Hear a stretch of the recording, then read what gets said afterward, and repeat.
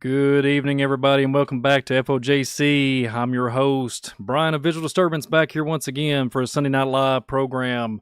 Tonight, we're going to be talking about Can Paganism Be Sanctified? Halloween Examined, Sunday Night Live. And tonight, I just want to bring everybody's attention to this. David Carrico will not be with us tonight, but he'll be watching. He's taking the night off to hang out with Miss Donna and take care of her, and big shout out to them. But two folks that I love very dearly that's going to help me bring this broadcast in tonight is Jillian Stone and Dan Badondi. Welcome back to FOJC, folks, and glad to see you both. How are you? What's up, Brian? I'm so excited for tonight. I'm looking very well forward to it too, both of you. So let's bring this thing in tonight. Let's talk about paganism. Let's talk about this Halloween, Samhain, and things that go bump in the night. Literally, watch out for those Nephilim clowns. Shout out to John Pounders. But without further ado, let's jump into this one tonight. And Jillian, do you care to introduce it and take it into the program tonight? And let's just have a good broadcast. And we're a couple days away from Halloween, so why not do it on Sunday Night Live? So here we are. I'll give the floor to you, Miss Jillian. Oh yeah. Well, I'm very honored. Thanks for letting me take this head on for us tonight. I'll take one for the team. But tonight is I think that the biggest thing that we were talking about but right before we got on here is how this topic kind of irritates us. This topic is probably one of the most annoying topics to constantly talk about, but unfortunately it is something that continues to need to be said because people need to learn the truth. And we have been talking about these topics for years now. I've been with FOJC and now UCTV for around 2 years, but even before 2 years, we're going back a decade, and for David, decades.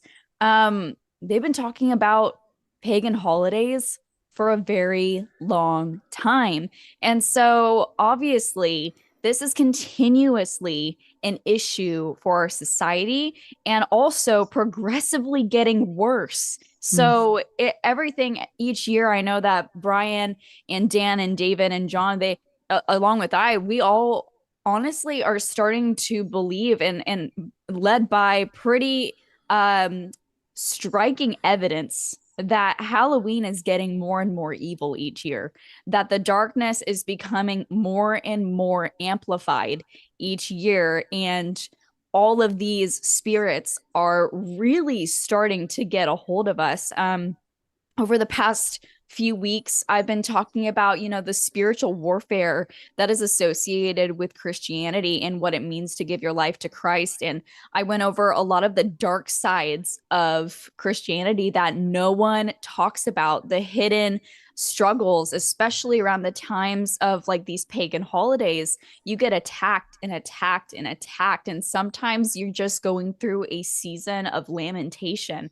And it is all by design to get us to be weak in the mind and weak in the spirit and to completely just destroy us. That's what the enemy is trying to do. And for people who are ignorant and are celebrating these holidays, the mind control becomes so much more amplified. And I mentioned this on Dan's podcast a couple days ago about Ephesians 2.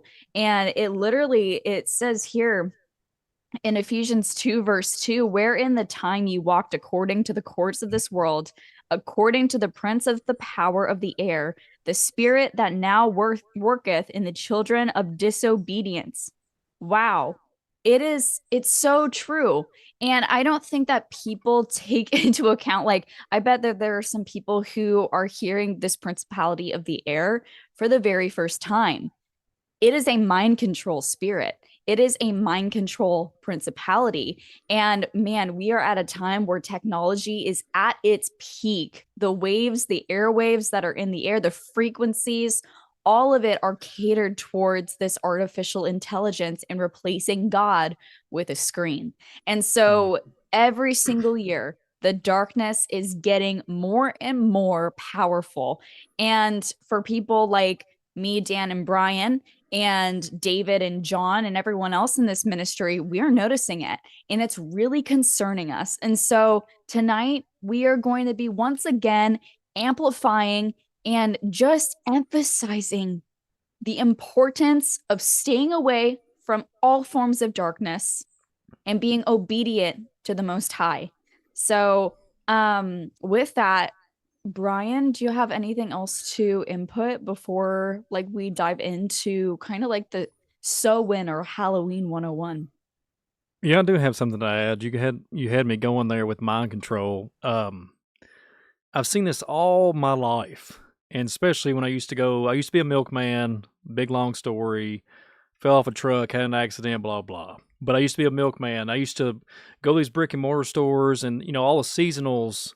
Like you'd have July, everything, and then be Christmas in July, different candies from all these little, it'd be restaurants to like Walgreens, etc., pharmaceutical things, and etc. So big brick mortar stores, Walmart, etc.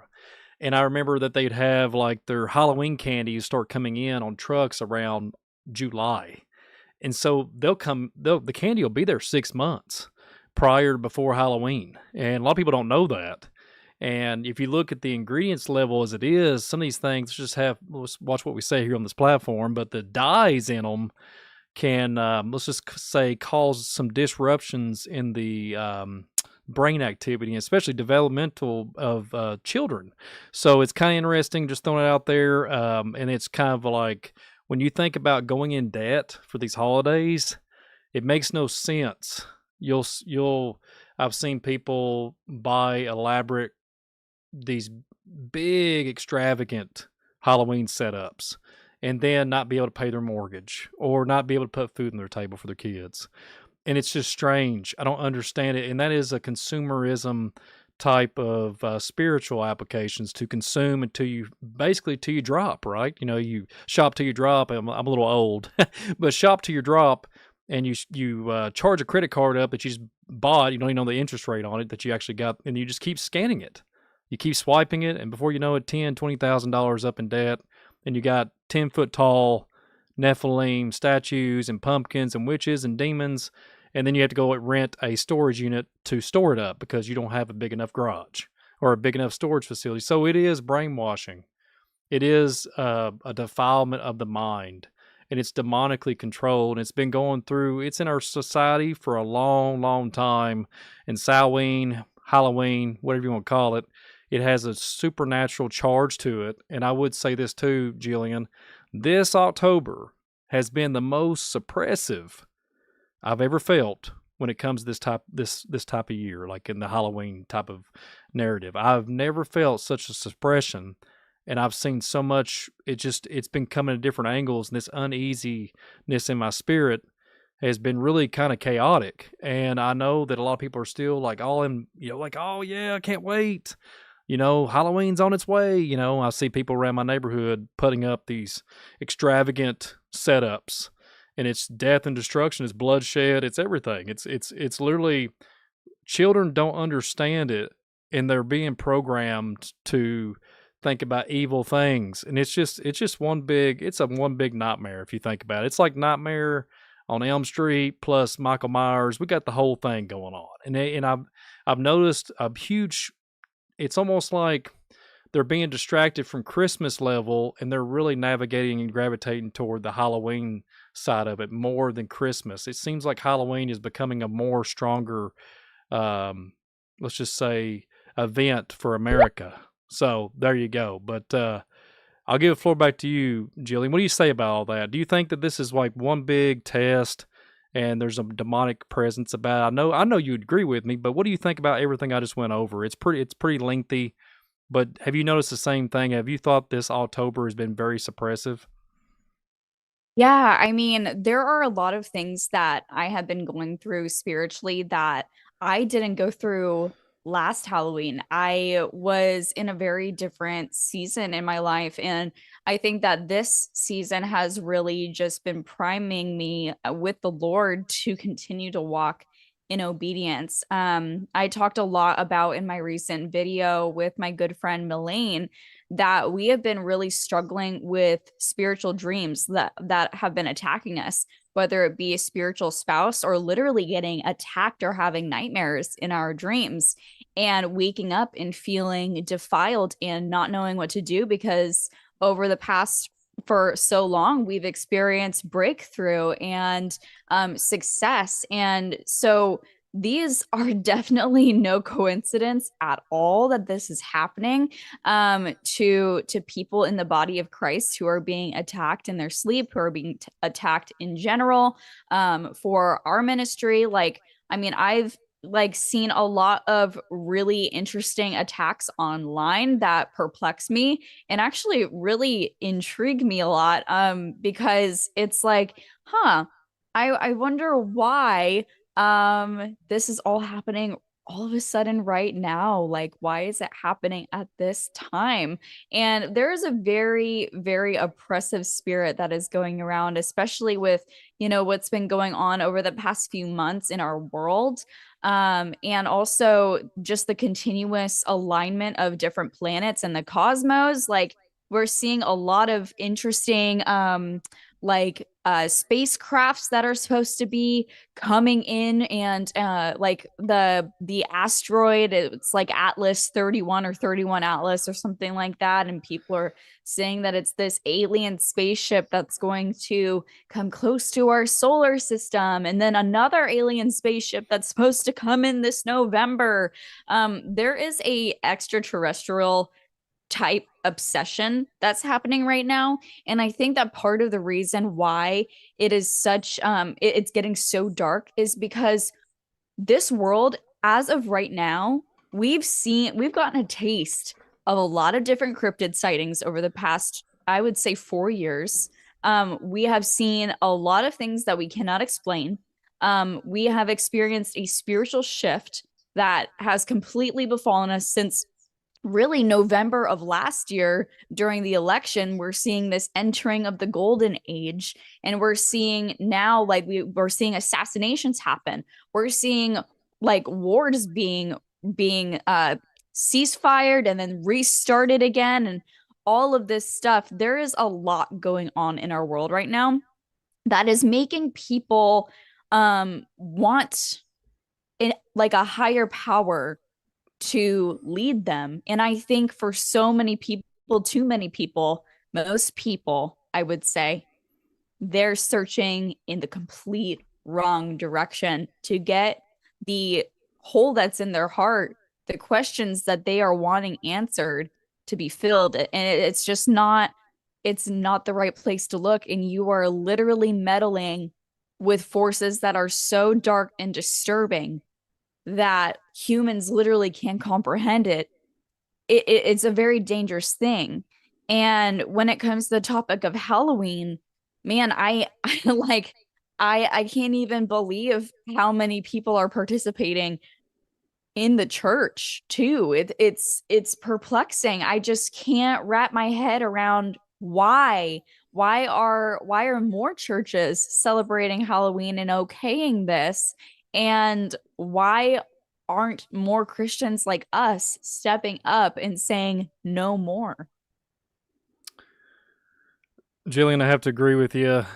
And just to comment on the Three Eye Atlas, it's kind of strange that it's going to be on Hallows Eve. It's going to be on October 30th. Supposedly going to cross over and come through come through the Halloween full moon. Or I'm just being sarcastic, but it's supposed to come out from behind the sun and then bounce off the Milky Way, come back around, twist, or whatever, and throw some pixie dust down.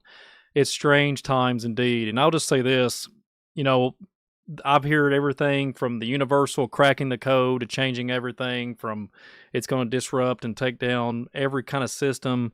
Here's the thing. If this was to come, it's an alien spaceship, which on FOJC we talk about fallen angel technology. If it comes by and rips the roof off my house, everything will be total annihilation. I'll be sitting there, and I'll still get the bill in the mail from the insurance company. Okay, I'll still have to pay while the total annihilation, because that's how my world is. There's some inserting some sarcasm here on FOJC. And that's how serious this thing is. It's like, I would just say this, Jillian, it's defragmenting the brain. It's tuning this way, tuning you this way, tuning you up and down. You can't see through the eye of a needle. You don't understand where you're at. You can't comprehend our reality. and you're all of a sudden you're just aimlessly like, I cannot. This world's so much full of evil, and I think the starship or the Death, what is it, the Death Star from Star Wars is coming to take us out. So why not go buy $10,000 worth of Halloween decorations and put it up and still pay homage to these ancient gods and demons of old? And that's what we talk about here tonight. We're going to be talking about that. And why is it, what is it? Like, why are we even participating? It goes back to the Druids. There's so many different things with wizardry and divination. It's just pretty simple. I get to the point where I've talked about this so many times in the past, and I see people, they are so fooled to believe that it's for Jesus. Like you're mentioning the churches, they pop the trunk, trick or treat, smell my feet, whatever, give me something good to eat, that kind of saying. That's what they say coming to Kentucky. I don't know how they do it in Florida. But the thing is, it just keeps on keeping on. The nonsensical ideology. And how does that even derive a ghost or a spirit or a vampire or any kind of cryptid creature, whatever you want to call it? That has nothing to do with Jesus Christ. Period. Zero. The pumpkin, the jack-o'-lantern, nothing. Zero. It has nothing. And you can put a cross up all day and sit there and shine it up and put some WD-40 on it and throw it in the middle of the mix of the basket of the Halloween jack-o'-lantern, and it's not going to make it look any better and say that it's for Jesus. So these places, these people are fooled. It's all like I said earlier, consumerism and that drive to say, well, if we don't do this, there won't be enough entertainment for everybody. The kids are not entertained. They're not having fun anymore. So we got to do this. That's what I've heard all throughout my life. Well, we have to have fun. It's just fun. Well, all these traditions have been twisted and blurred throughout antiquity all the way up into modern time, and we're practicing things that the ancient days, like Aleister Crowley, even beyond them guys, they was doing in secrecy, opening up portals, pentagrams, whatever you want to call it. And now we're putting it in shows and putting it into our reality and saying it's okay and putting a little sugar on it and say that it's good. It's good for report. It's good for children. It's good for them to be able to accept that there's vampires and all this crap. I hate to use that term, but that's where we're at. And it's delusionalville. It's delusional. And I hate to, I'm going to try to be real soft-hearted. I'm kind of coming out here throwing out the kitchen sink at everybody, and I don't want people to think that we're being so disrespectful toward folks. But I once was there. I seen it, and I would divulge in these things and say, well, it's okay. I know they're wrong, but I have to participate with my family and make my family think I'm cool, or my outside family or whoever, friends and family, whatever, and say that we participated and we had a good time. Well, that's got to go, because if you serve the Almighty King of Kings, you cannot be participating in these ventures. Like, you can't be playing around with it. It's like going up to the the Ouija board and saying, "Hey, let's talk to it." It's the same thing. You're talking to spirits. You're provoking the land. You're saying, "Well, it's okay. I can't wait to see somebody get chainsawed." It's evil. It's just straight up, just point blank, simplified evil. And people are not, we are being in a trance. People are in a trance. You have to be in a trance. You just have to be. And forgive me if I'm blasted. I'm not trying to blast anybody, but I once was there. That's why I'm able to speak and say I was in a trance also. And listen, I don't have everything lined out. I don't know everything, but I know for 1,000% fact that this is derived from ancient wizardry and demonic sense to it that is resonating throughout the Ancient of Days. And here we are playing around with it in 2025, and we got all, like you said, Jillian, we got war, we got pandemonium in the street, we got people panicking over food, we got the total storm for whatever it is, the Anunnaki coming back from 2,050 billion trials years ago, whatever it is. It's the perfect storm, and humanity's being tested. That's what I would have to say. But yeah, I'll give the floor back to you, Miss Jillian. I'm back, by the way, guys. Sorry about that. I saw you, Jan. Thanks for coming back. Yeah, I can't agree more. And when I was thinking about verses to talk about, as far as how scripture just completely vindicates our stance and just to stay away from all appearances of darkness. It says here in 2 Timothy 4, verse 2 through 5, it says, "Preach the word, be instant in season, out of season, reprove, rebuke, exhort with all long suffering and doctrine, for the time will come when they will not endure sound doctrine, but after their own lusts shall they heap themselves teachers having itching ears, and they shall turn away their ears from the truth and be turned unto fables. But watch thou in all things, endure afflictions, do the work of an evangelist, make full proof of thy ministry. It is so true. And it is imperative that at this time, we need, even though these conversations are so ridiculous to have because we just wonder, why can't people get it yet? Why are people not understanding yet that this is complete demonic doctrine? This is literally believing in fables, participating in things like Halloween, especially when we get into other pagan holidays like Christmas, Easter, Valentine's Day, you name it. But Halloween specifically is what most people think is the darkest of all. And I really am at the point where like I feel like as though we are entering that phase where people are no longer going to endure this sound doctrine, and they will completely turn away from the truth because they are so lustful after their flesh and their own instant gratification and all of that. Dan, I wanted to give you some time as well to talk about what you think about the scripture, and then also just in general.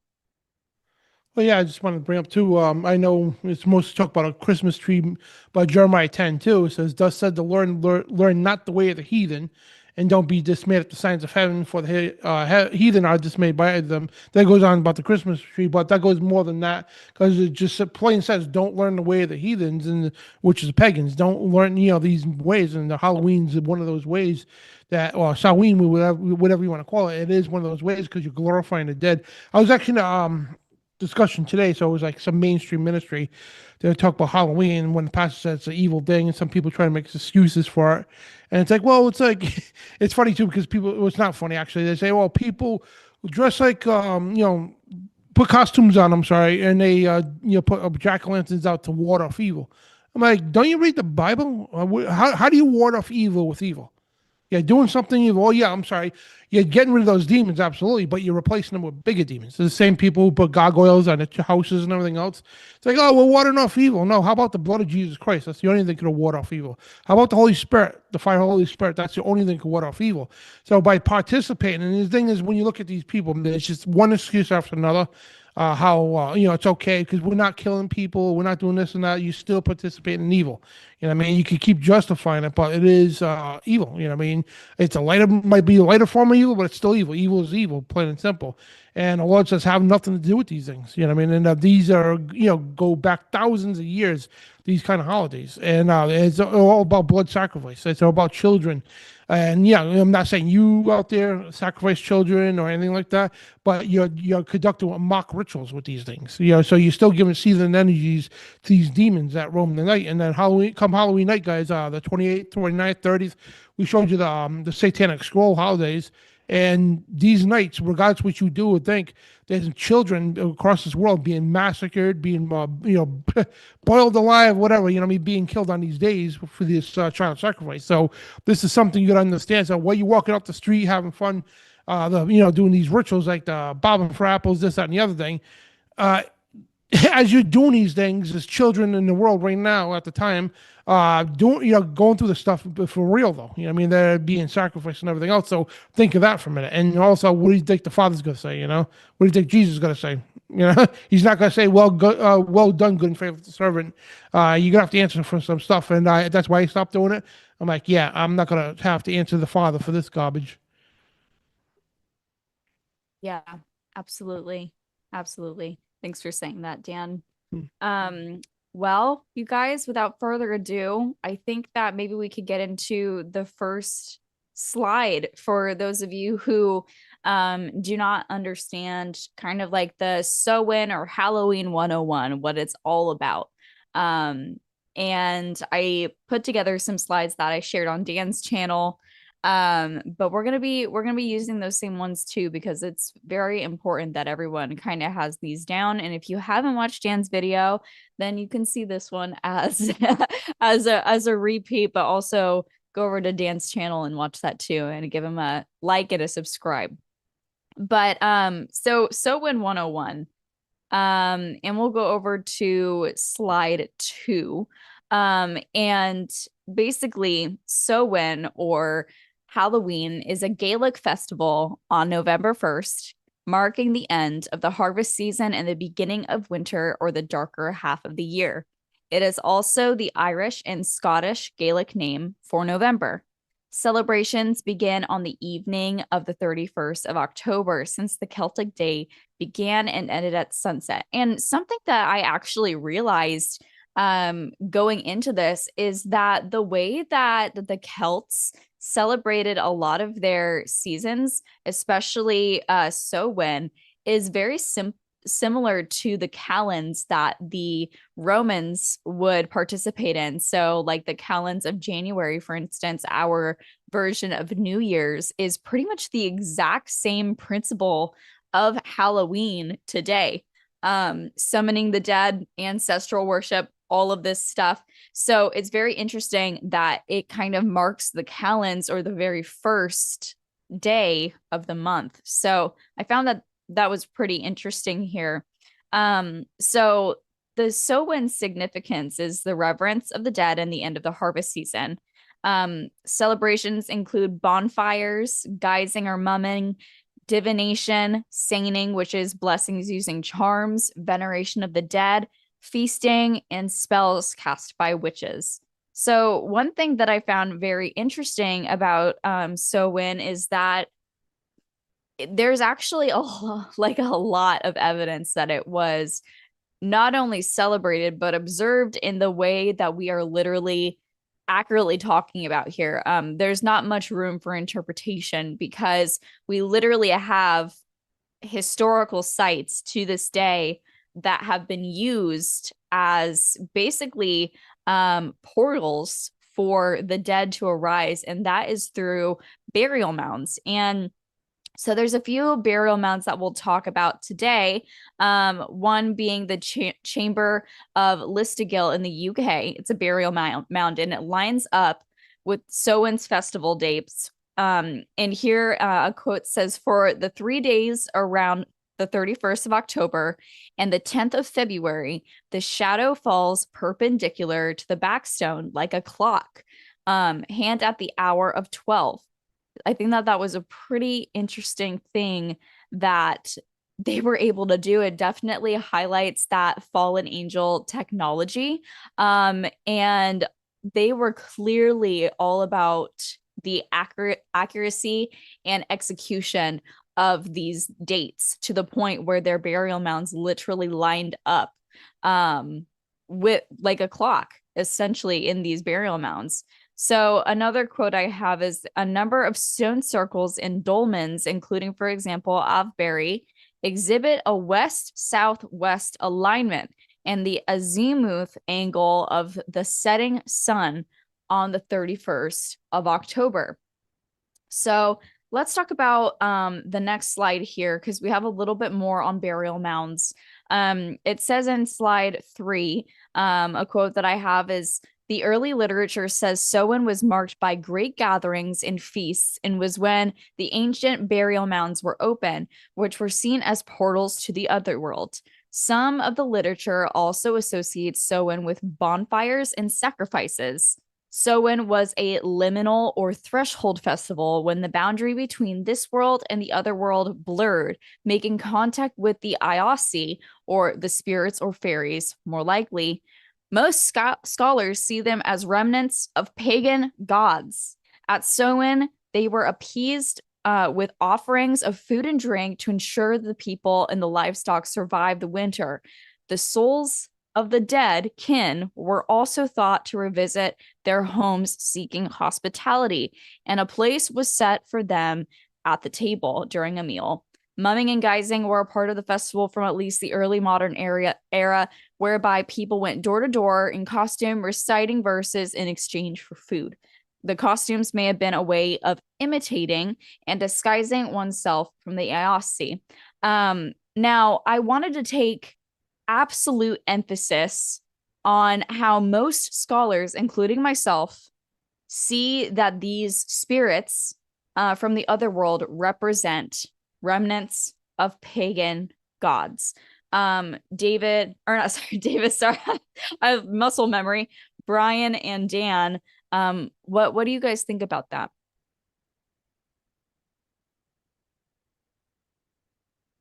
Oh, yeah. This is, sorry, I wasn't paying attention, Julian, because I'm trying to get my stuff together.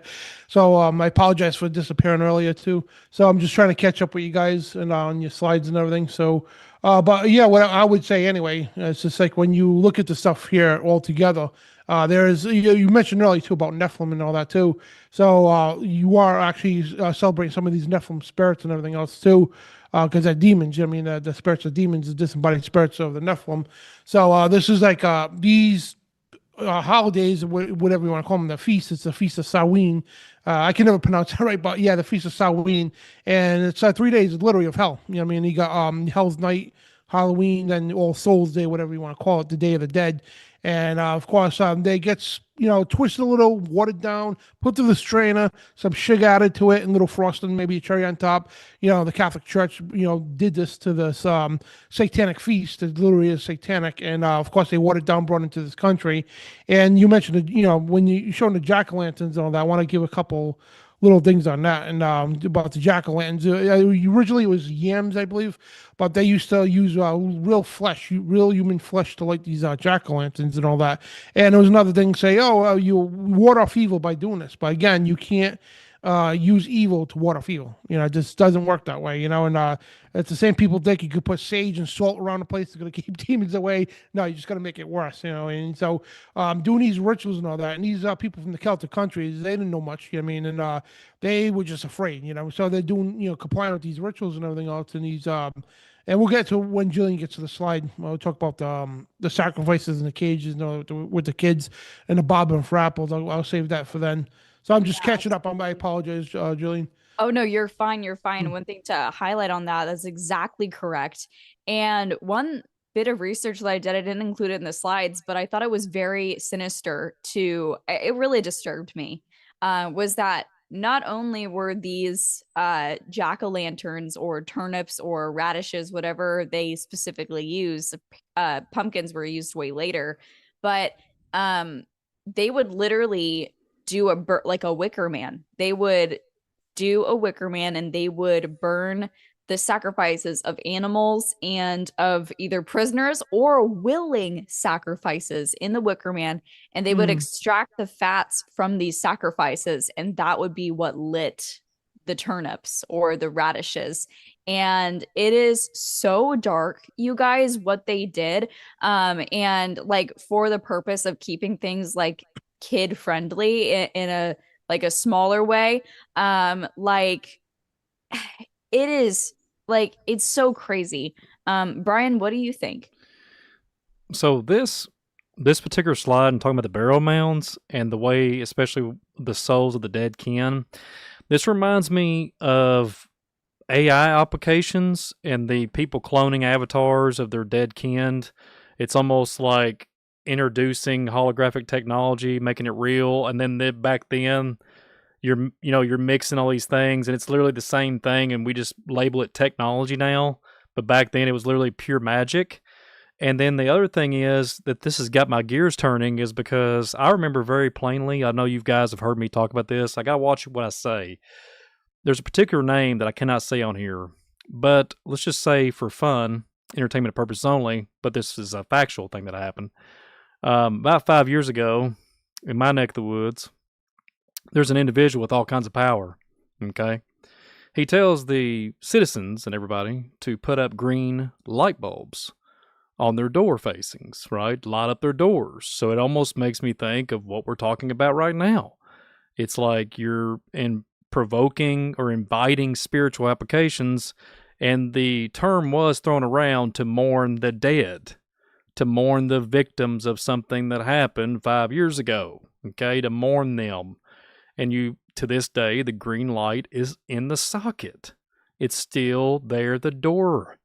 So it's not for, it's supposedly there for compassion. I think that's what it was originally for, a sign of compassion. But when you look at these things in more detail, it kind of goes along with what you're referring to. And I was thinking about the door-to-door costume and talking about, like you're reciting verses to exchange for food.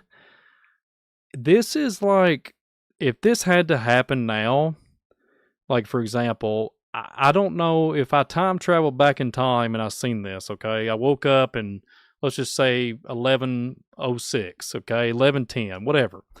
And they'd be like, hello, sir. Hello. Would you like, you know what I'm saying? I mean, whatever, how they say it. Hello, welcome. Could you like to recite some verses here? And would you like to talk to, I mean, come on. I mean, how crazy would it look like? I mean, it kind of sounds like Christmas caroling too. Yeah, I mean, and listen, I know that these people out there with the Christmas caroling and all that, with the Christ, they're trying to do it for Christ. I get it, okay? I understand it. I have family that does it. I get it. But when you turn it and look at this angle, what we're discussing about this Halloween stance, it really is the same thing. It's just a different application, different season. It's colder, whatever. It's just, deck the halls with boughs of holly, whatever. It's the same scenario, but then you look at it at a portal view with a different pair of lenses. You think of portals and otherworldly entities, which we've talked many times here on the channel about interdimensional hypothesis, interdimensional beings, interdimensional everything from the kitchen sink. And these things are spiritual applications, fairies, etc. Fairies are well known in Kentucky. Fairies are well known in Indiana. There's so many different things that you could wrap your mind around with this. But to communicate with the dead kin, you're not supposed to communicate with the dead. The Bible says not to do that. Mm-hmm. And then if you look at the dead as the Raphaim, David's done extensive research on this with the Raphaim, the Nephilim spirits. And it's just so interesting to me, especially with the costume stance. And you're talking about, Dan said, skins and different things and evil intentions. I mean, listen, this is absolutely a mind game, okay? And when it comes, and you know what it comes down to? The fleshly human always does, for some reason, they're not listening to the Holy Spirit. They're listening to fun-filled entertainment, murmuring, and tickling ears and jumping on the first thing that they go for. And they see it as entertainment and just love it. Our hearts are so wicked and we crave darkness. This is still going on to this day. These spirits have never left. They're just running around and making it all sunshine and lollipops with the different types of Frankenstein or whatever animated cartoon you can plug into it. And you have the same setup, just like this slide here with two jack-o'-lanterns on the side. And, here comes the portal. Woo! Have some woman on a witch, or she's sitting on the side with candy and steam coming out of it. It's no different. Okay? It's no different. And it's literally, I hate to use a term on here. I don't like to cuss. I'm using a term of damning your souls for nothing, for entertainment. And these spirits are just eating it up. They love it. And then, like back in the day, if you had to recite verses in exchange for food, that's even sicker. Because guess what? If we had to do that today, trick or treat, can you go ahead and give me a verse, a biblical verse? There wouldn't be no candy handed out. You know what I'm saying? There would be no candy because nobody can memorize the verses. We have lost our way as society. Sorry to go on a big rant, but watch out for the green light special. Watch out for somebody saying that you can talk to your dead kin on a holographic technology. I mean, Jillian, Dan, it's absolutely 2025 has been off the charts, and I can't even believe we're still having this conversation. But this burial mounds, I have to agree, Jillian. I've tracked a lot of burial mounds, and there has been a lot of ritualistic stance and blood sacrifices on all of them. And let me just put this in perspective. There is churches in the good old state of Kentucky that participated long ago, and they do not understand the history. The churches have been disintegrated back into the earth, but they used to do sacrifices this time of year and then proclaim it in the name of Jesus. So this is at around burial mounds. So this is very gut wrenching to talk about. Indeed. Sorry to go real long there, but it's just, I hope it all makes sense, because watch out for the green light special. You're doing the same exact thing. It's the same thing. Yeah. Yeah, it's crazy. It is. It's just, man. I mean, like, I shouldn't be saying it's crazy anymore. This is just reality. And reality is not a fun place to be, as far as, what we're talking about here, and how people are literally counterfeiting their salvation for the darkness. And it's just, woof.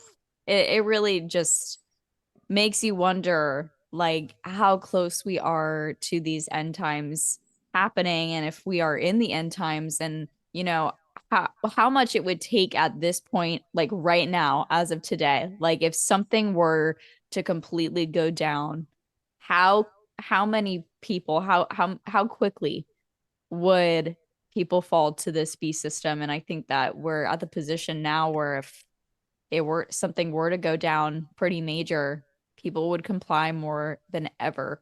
And it's because of giving themselves to the system like this. And Brian, you highlighted, the worship of the Rephaim. And, I'm going to include a lot of stuff here. And one of the biggest things that I talk about on my channel and emphasize a lot in my content on Instagram, or all the other platforms you see me on, is the Marine Kingdom. And there is actually a lot of Marine Kingdom lore associated with Halloween, more than many would actually think.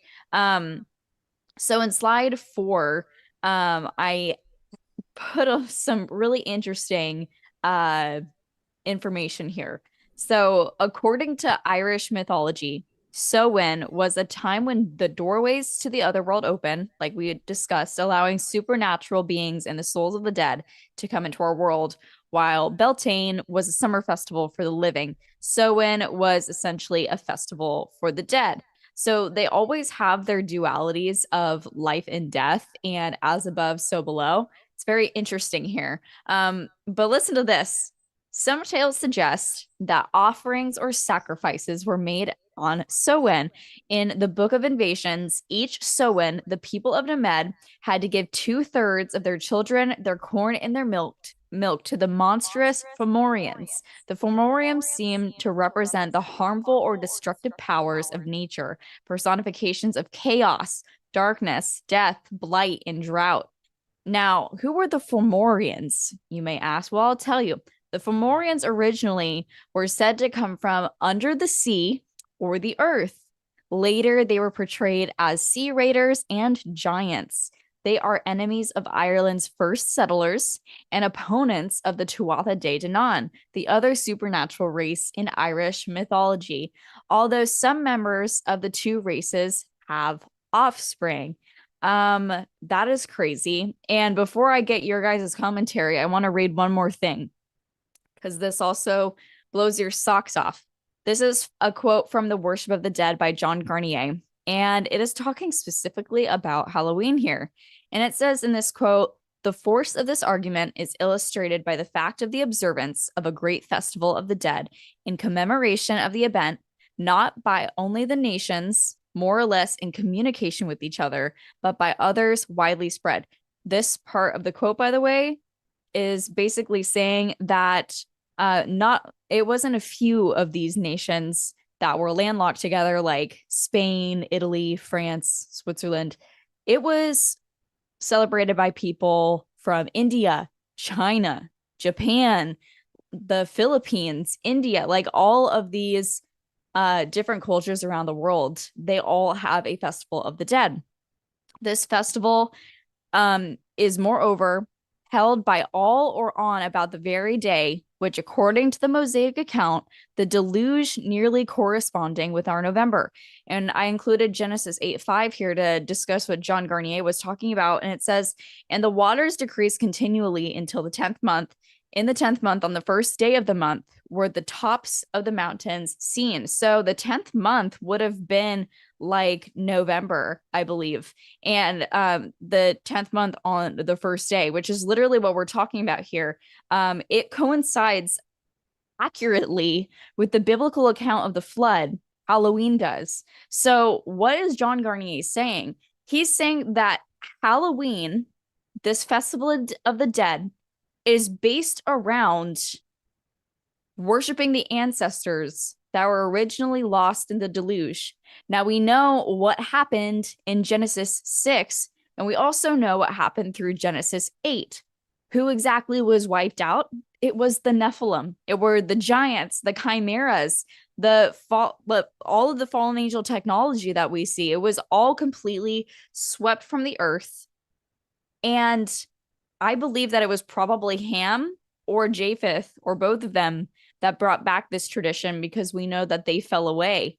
But this is essentially what Halloween is all about. It's all about worshiping specifically the ancestors of the Nephilim wiped away in the flood. What do you guys think about that? It just goes to show you, Oh. Jillian, that how such a strong grip these embodied spirits have since the flood of Noah, and how they're destroying societies all throughout antiquity, all the way up until modern time here. And I just want to reiterate too, this is what Three Eye Atlas, what they're saying. They're saying they're tall individuals. I'm hearing they're the Anunnaki. They're 8 to 9 feet tall. They got darker skin. I've heard every type of rhetoric under the sun. I've heard holographic technology communications with this so-called comet / Three Eye Atlas.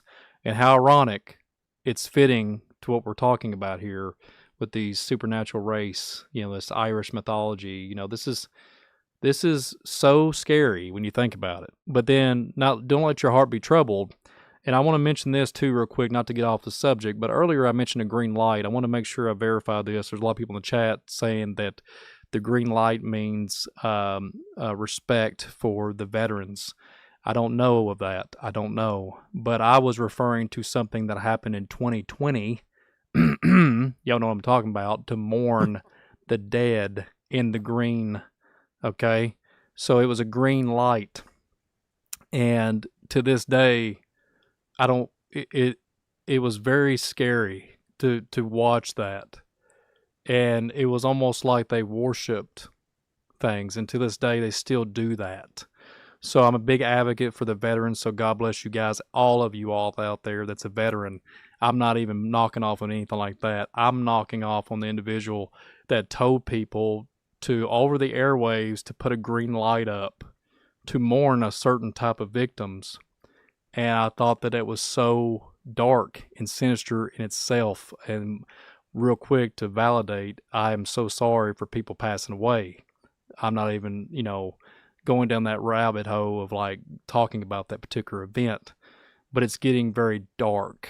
Okay. What I mean by that, when you have a certain individual of power that has that ability to make you turn zombified, get on your phone, order all the green lights you can possibly order, and then do all these other things and go to the store and fight people over them for a green light bulb. That is what's nefarious and evil. Okay. And so what Jillian is talking about here tonight with this certain slide that has a demonic charge, when you're associating something that is sinister in itself in the last 5 years, and we're seeing a lot of evilness with that. And that's why I was putting emphasis on the green light. If you're from Kentucky, you'll know what I'm talking about. If you remember, a lot of people have forgot.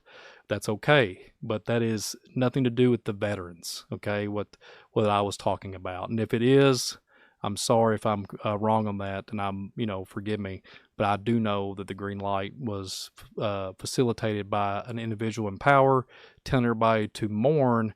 And then there's all these spiritual applications. When you go look at emerald color, and look at the emerald tablets and different things to that level. And speaking of Thoth, since Jillian stepped away for just a few moments, Brother Dan, when she's talking about the marine kingdom and these water-like creatures coming out of the water, supernatural beings, everything coming out from under the water, we see that right now in the UFO community with the Tic Tacs and the aliens and all the nonsensical nonsense that's going on in reality. We have 3 or 4 or 5 or 6 water facilities underneath the earth that are supposedly alien, so to speak. So basically what Jillian is bringing to the table here, we have literally entities and dead that's under the water, and that's what the congressional and ufologists are really searching for.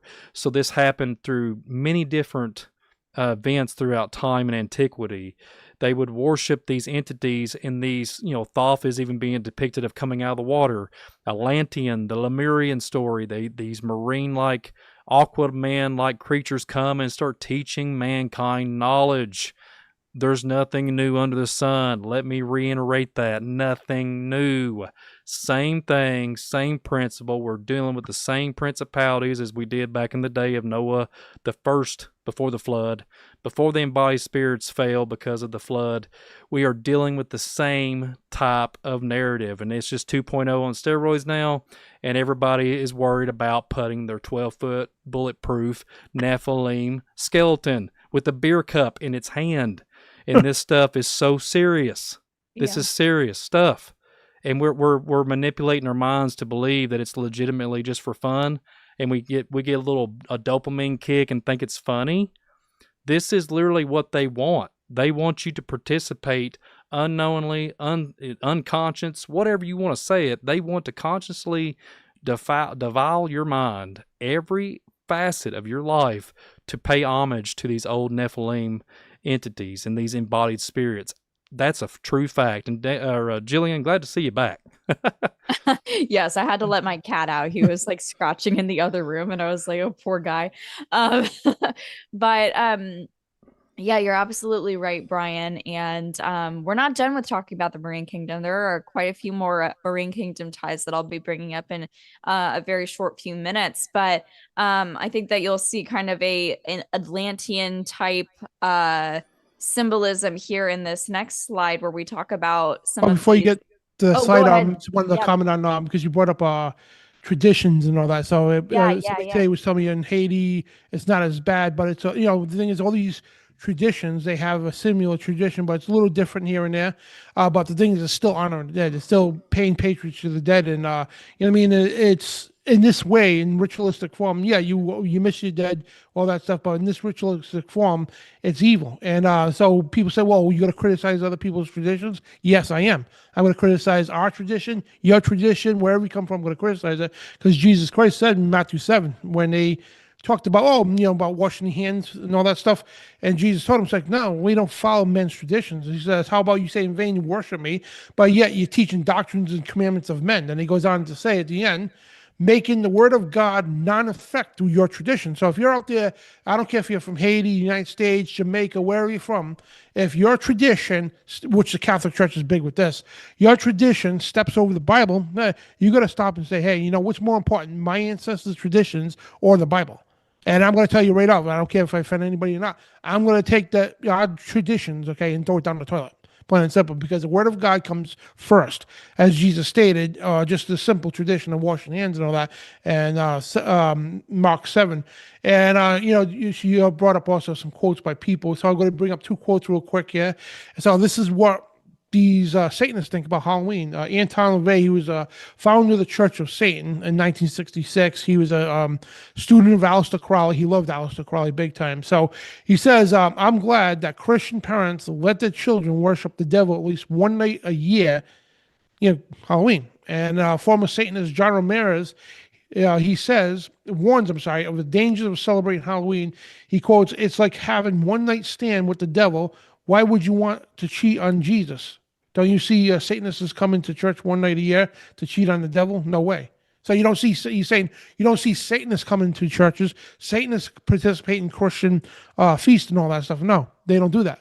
But we have Christians here who go participate and join in with satanic festivals. And so that's what he's trying to make a point there. So this guy is a former big Satanist. You know what I mean? So, we really got to pay attention to these people, because they've been on the dark side. And I had a buddy, he passed away, Doc Marquise, former Illuminati, and he's been, at the top of the league with these people. And, that guy's come to the Lord before he left, whatever, but he was exposing this stuff too. He was talking about Halloween once, and I had him twice for Halloween, and he was telling us about what they do. The horrific, everything we told you today. It's like rated PG version of what's going on, because everything in the occult is sexual, perverted as it comes. You know what I mean? So we're trying to be clean tonight. And so he was just telling me all the stuff that goes on in, these satanic realms and all that stuff, that what they do with children and all that. So again, when I said earlier, why you're participating, oh, it's nothing big, but kids are being harmed. So you should be on your knees praying at night for these children out there that are being victimized. Yeah, absolutely. I couldn't agree more. And man, it's just these times that we live in. I just, I know that you all agree. It's just insanity here. So I did want to bring up some historical sites that I think Brian will specifically enjoy. There's a lot of Atlantean ties, especially in the ring fort that I'll show you in this next slide. But we have 3 places that I decided to pull up because I thought they were the most interesting because of just all of the history associated with them. But we have the Cave of Cruachan, which is literally called the Cave of Cats. And to this day, there are like dozens of cats that just live in this cave now, which I found very interesting. And I want to hear your guys' take on the cats in general in a second. But the Cave of Cruachan was one of the many said gateways to the other world where beings and spirits were said to have specifically emerged on Samhain. We also have the Hill of Ward in the county Meath, and this is in Ireland as well, and it is thought to have been a site of great Samhain gathering and bonfire. So people literally used to go to this hill, and Ireland and England, they're very flat. So the fact that it's called a hill is they literally went to the high place to do this, to worship this specific holiday. So you can see that there's obviously nothing new under the sun here. And then you have the Iron Age ring fort, which is said to have been where the goddess or druid Tlacta gave birth to triplets, and she later died. And I think that this ring fort, I always think ring forts are so very interesting because they remind me of the way, I believe it was Plato, how he documented Atlantis. And I just think that it's very interesting that we have these Marine Kingdom ties, and you're seeing here in these ring forts, apparently we have a goddess who is giving birth at this ring fort. So, I find that very interesting. What do you guys think? Dan, you want me to go ahead? Oh, no, I was just unmuting it. So I think that you want me cat. to go ahead, or you gonna go ahead? Go ahead, Dan.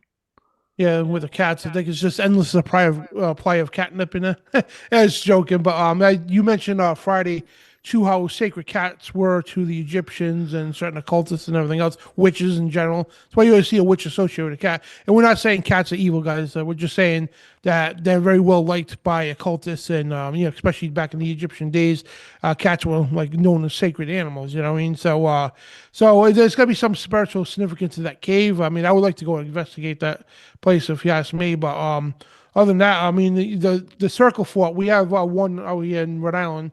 It says a little circle fort over there. Cool, a couple of them there, Jamestown, where there's a star fort over there too. So these things are like all over the New England area here. These kind of forts, star forts, circle forts, and everything else. And so yeah, these other the hills are, we have tons of hills out here, high elevations and everything else. So there's one in New Hampshire. It's pretty cool. It looks like a Indian head. And they used to, well, it's called Indian Head. It's in New Hampshire there, and they used to have like ceremonies and sacrifices on top of that cliff and everything else. So I was like, if you see all the stuff like how the lands they're associated with these spirits and everything else, and it goes back to the Native Americans too. They always bury their dead on the highest elevation. So it's like a hill area, they would bury the dead on the hill, and they would put a piece of quartz crystal on the east part of the grave. I mean, again, when I said Friday night, that Native American practice is literally a North American version of voodoo. You know what I mean? So that's what they do and all that. And they always honor the spirits, like such as the Nephilim spirits. And the Native Americans, they had a big problem with Nephilim.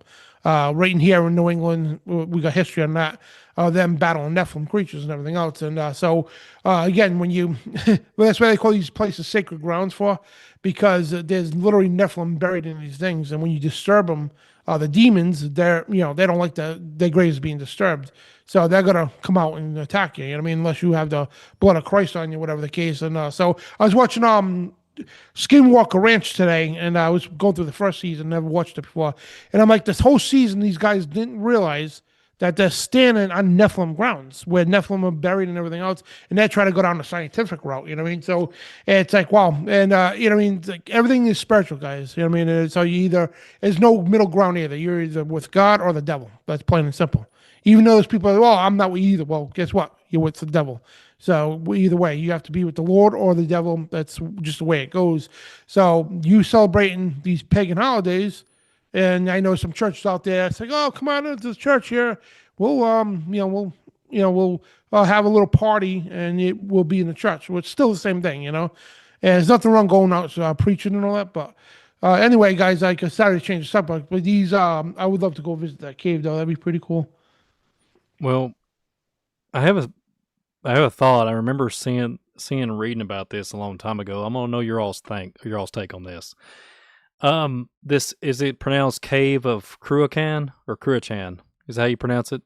Yeah, it could be either way. I wouldn't Cruachan. pronounce- Yeah. Yeah, it's whatever. Well, when I look at this and I think about it, guys, and Dan kind of danced around it, but I remember reading something. I don't know if it was in an archaeology book, if I'm not mistaken, and either I'm trying to remember if it was Andrew Collins or something. I can't remember the author, but anyways, I was listening and reading and doing some research on this about cats. Instead of being like a spiritual application, they was used for literally to divert spirits, to get the spirits to stay away.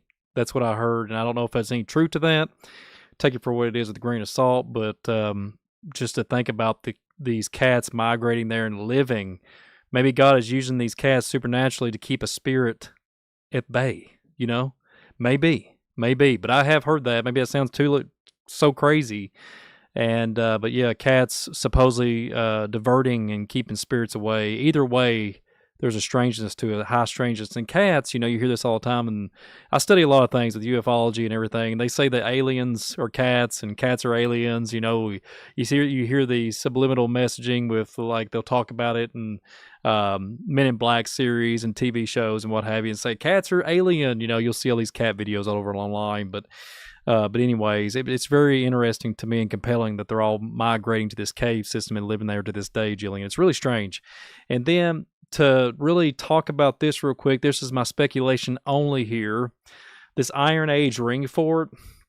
So this goddess, I've looked at this before, but I've never really looked at the background of it. I've looked at it from aerial view on Google Earth. And so the first thing that reminds me of, me and David did Atlantis series talking about, like, I talk about this book all the time that David's referenced many times on the Midnight Ride and FOJC, but the Misread Record, and talking about the vapor canopy with different layers, and you could see it was looking like Saturn's rings. When I see something like this on a archaeology dig or an archaeology site, rock shelter, what have you, megalithic structure, these rings, it's interesting that the goddess gave birth. So it had three, right? You had three, so three levels. It's almost like when you think about, did she pass away from a dimensional rift? Like, it's almost like, how would they do triplets on a 3-tier site, right? Yeah. It's almost like she either, just stay with me, okay? Because you hear about the grandfather effect when it comes to time travel, all this nonsensical stuff that's esoteric. It's unreal, okay? I don't teach it. I don't talk about it much, but when I just leave it on the shelf for a rainy day. So when I think about these ripple effects and I look at petroglyphs and what have you in the Indian culture and the Hopis, it's like there's this, I've seen depictions of men like coming through a gateway, a portal, and like diminishing and dematerializing. It reminds me of this goddess and this druid set up here with the birth of triplets. If there's some type of eerie similarity about CERN and how they're doing it today, and this is like old tech, but probably a lot better than what we have today. But, there's always this symbolic imagery of birth and life and resurrection and all these different things in this site. And I'll have to look more into it. I'm glad you brought it up tonight for this presentation, but it's just my 2 cents on that. What's your all's take on that about the ripple effect and why there's these 3 tiers almost? It's very strange indeed. Yeah, man, that's it could be many different meanings too, like you said, and I think it'd be like maybe like the unholy trinity. I mean, like Nimrod, Isis, and Osiris. You know what I mean? Like, oh, I'm sorry, Osiris, Isis, and Tammuz. You know what I mean? So many different things, and who knows in the occult? I mean, it's just so crazy. And why would they do that too? It could also mean the apex too, because if you know it's going up and the rings get smaller, it could be the apex. You know what I mean? Of the almost like a pyramid, like a ziggurat type thing. That would also go back to the ancient days of the builders too. Yeah. Yeah, absolutely. Yeah, I thought that you would like this, Brian, specifically this whole part about all the mounds and the ring forts and all that stuff, because I know that you talk about it often. But yeah, I think that it's very interesting that specifically and I think that this is the reason, and we'll get into some of the Catholic Church ties with all of this as well, in just a few minutes, but I do find it interesting that the Celtic mythology constantly revolves around trinities, like triplet pairs, like triple goddesses, triple gods, triplets being born. Just the symbol of three, as far as the symbol of life, death, rebirth, the spirit of Awen is specifically in a trinity form. It's very symbolic here, and you could see obviously that the Catholic Church was able to definitely monopolize on integrating a lot of the Celtic religion into their one world religion that they have created. But let's talk about some of this bonfire stuff, these sacrifice things as well, because I know Dan has been waiting to pour in his knowledge into this section of the broadcast. But let's talk about some of the customs of Samhain or Halloween. Like Beltane, bonfires were lit on hilltops at Samhain, and there were rituals involving them. It is suggested that the fires were a kind of imitative or sympathetic magic, mimicking the sun, helping the powers of growth, and holding back the decay of darkness in winter. They may also have served to symbolically burn up and destroy all harmful influences. Accounts from the 18th and 19th centuries suggest that the fire's smoke and ashes were deemed to have protected and cleansing powers. People also took the flames from the bonfire back to their homes during the 19th century in parts of Scotland. Torches of burning fir or turf were carried sunwise around homes and fields to protect them. In some places, people doused their hearth fires on Samhain night. Each family then solemnly relit its hearth from the communal bonfire, thus bonding the community. And I want you guys to also remember the themes of this fire, because there's a lot of goddess symbolism and Catholic saint symbolism that we'll get into in a little bit that revolve also around this idea of fire. But first, this is where Dan is definitely going to weigh in a little bit. And we're going to be talking about an ode to human sacrifice. And this is what they were only doing in the 19th century. Okay. This is, this is like kids. I mean, literally kid stuff. But before all of the other stuff happened in the past. I mean, looking at this now, it's like you're thinking that this is pretty mild compared to what has happened in the past. But, you know, Dan will be weighing in on a lot of the other traditions that were used. But in the 19th century, Murray boys asked for bonfire fuel from each house in the village.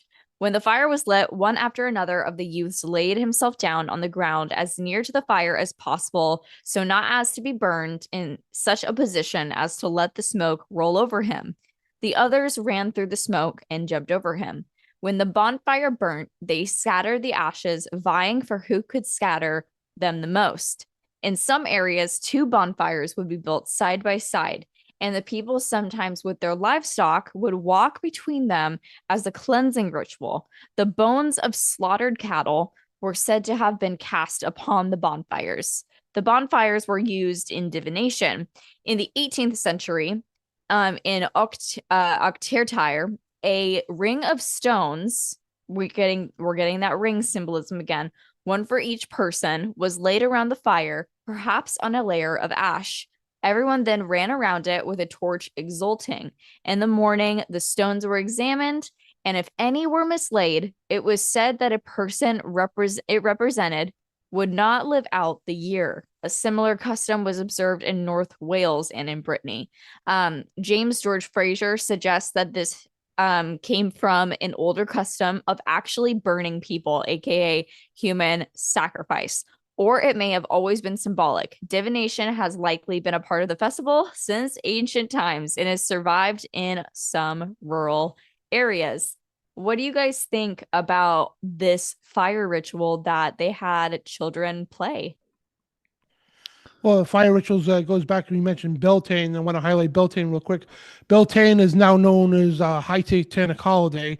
It's also it's called Walpurgis Day and May Day, as you heard, May Day, May 1st. I mean, it's a Druid fire festival of covenant initiations. I'm sorry, and so this goes back a long ways. And so the historic level of them having fires and all these major holidays, and a lot of it's to do with animal sacrifice and mainly human. So where the bobbing for apples came from is basically the Celtics, the witches. They have this big cauldron boiling on the fire, a big hot cauldron of water, and they would have apples in there. So when they had the person that child that was going to get sacrificed, it would be one way out of the sacrifice. If you could stick your face without touching your hands, with your hands, stick your face in a boiling cauldron of water to bite an apple to pull it out, even though your face would be melted off, you were free to go.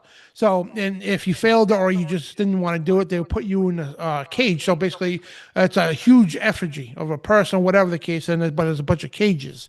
And they would stick you in the cage, light the cage on fire, and create this mass sacrifice of these children and all that stuff.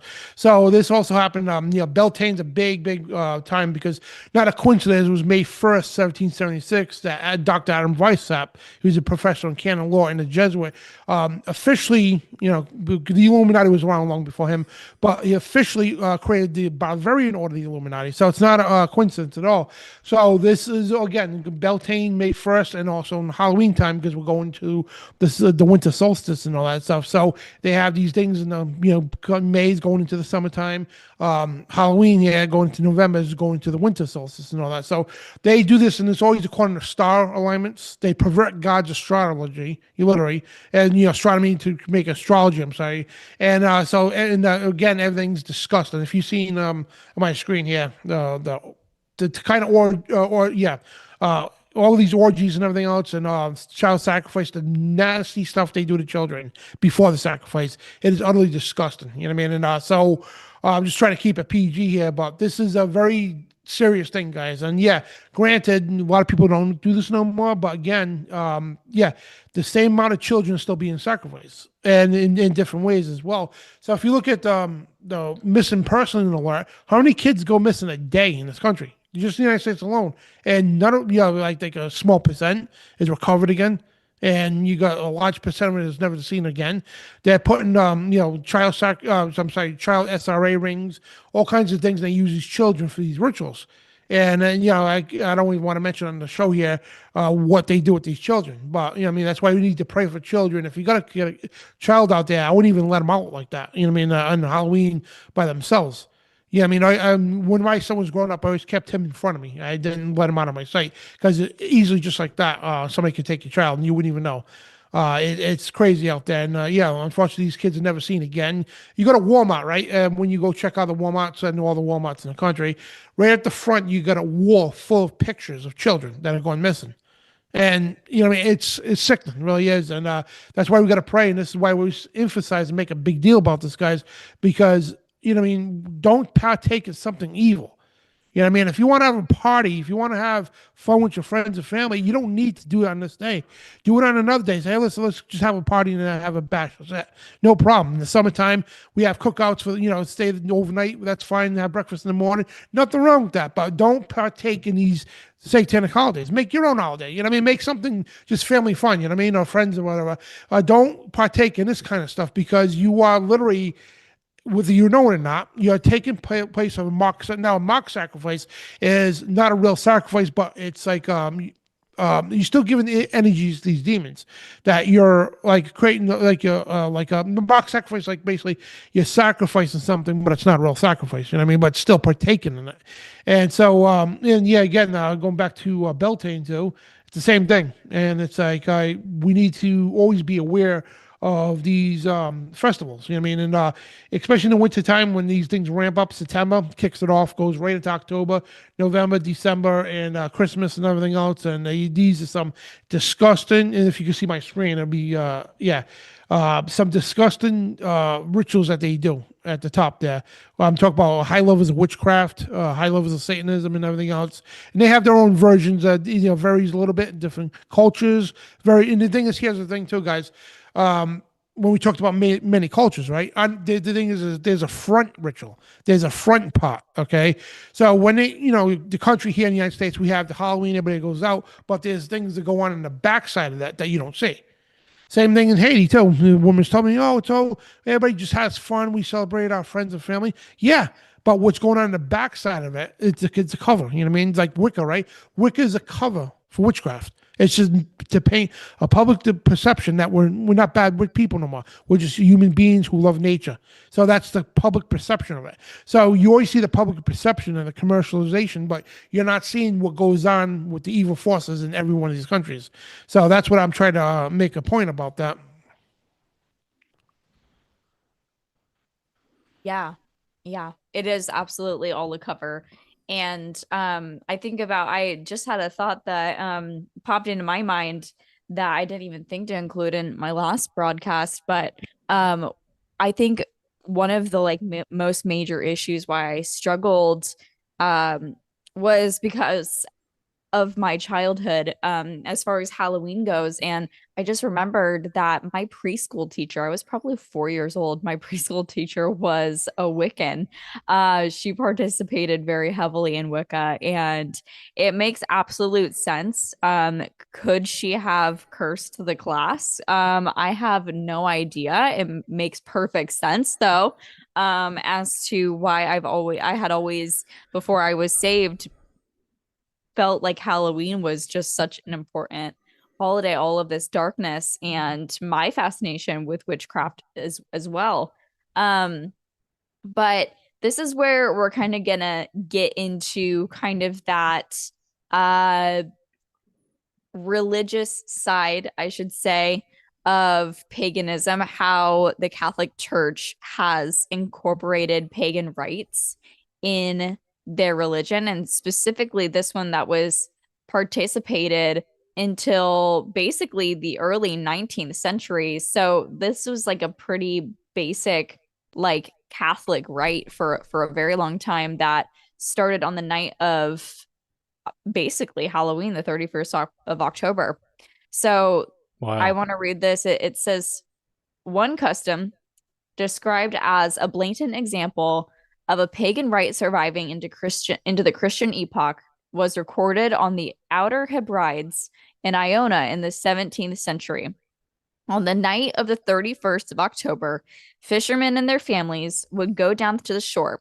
One man would wade into the water and up to his waist, where he would pour out a cup of ale and ask a spirit called Shoni, whom he called God of the Sea, to bestow on them a good catch. The custom was ended in the 1670s after a campaign by ministers, but the ceremony shifted to the springtime and survived until the early 19th century. And isn't it interesting that Beltane goes on in the spring? So you can see there's like this duality thing where they're just switching it. Oh, we don't have to do it in the fall anymore. We can do the same thing in the spring.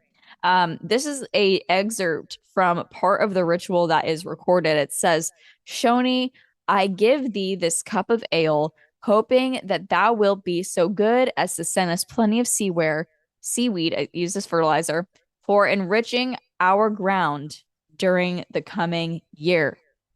Catholics literally participated in this until the 19th century, but that's not all. That is not all, okay?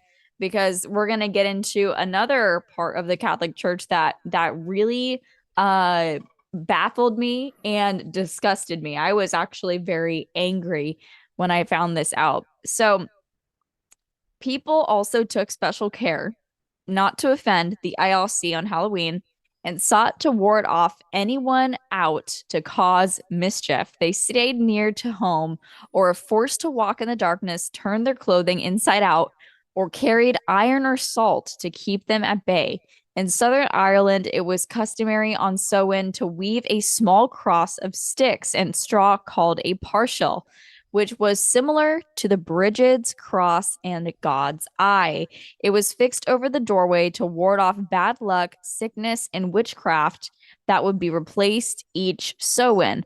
Now, this is very interesting because it shows a clear pagan root to the cross.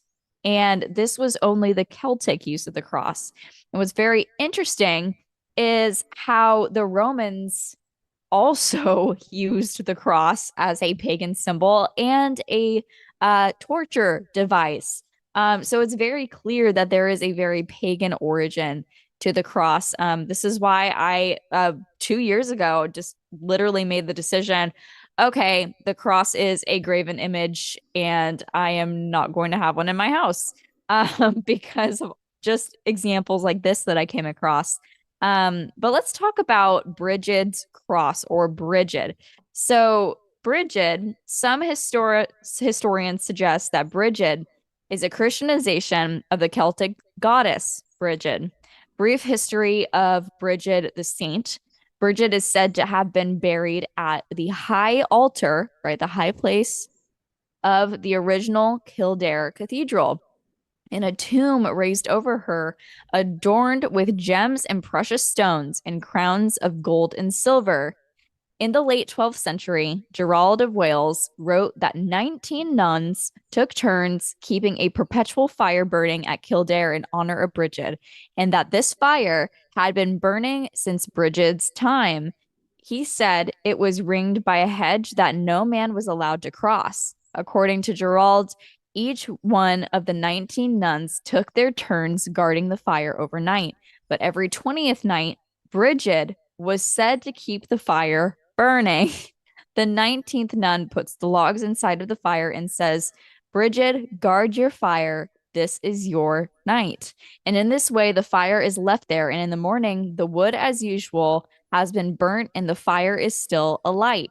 It has been suggested that this perpetual fire was originally part of a temple of Brigid, the goddess.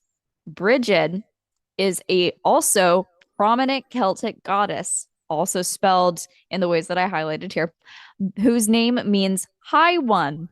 Isn't it interesting, before I move on, that this Saint Brigid was buried at the high altar, and Brigid, the goddess, means high one.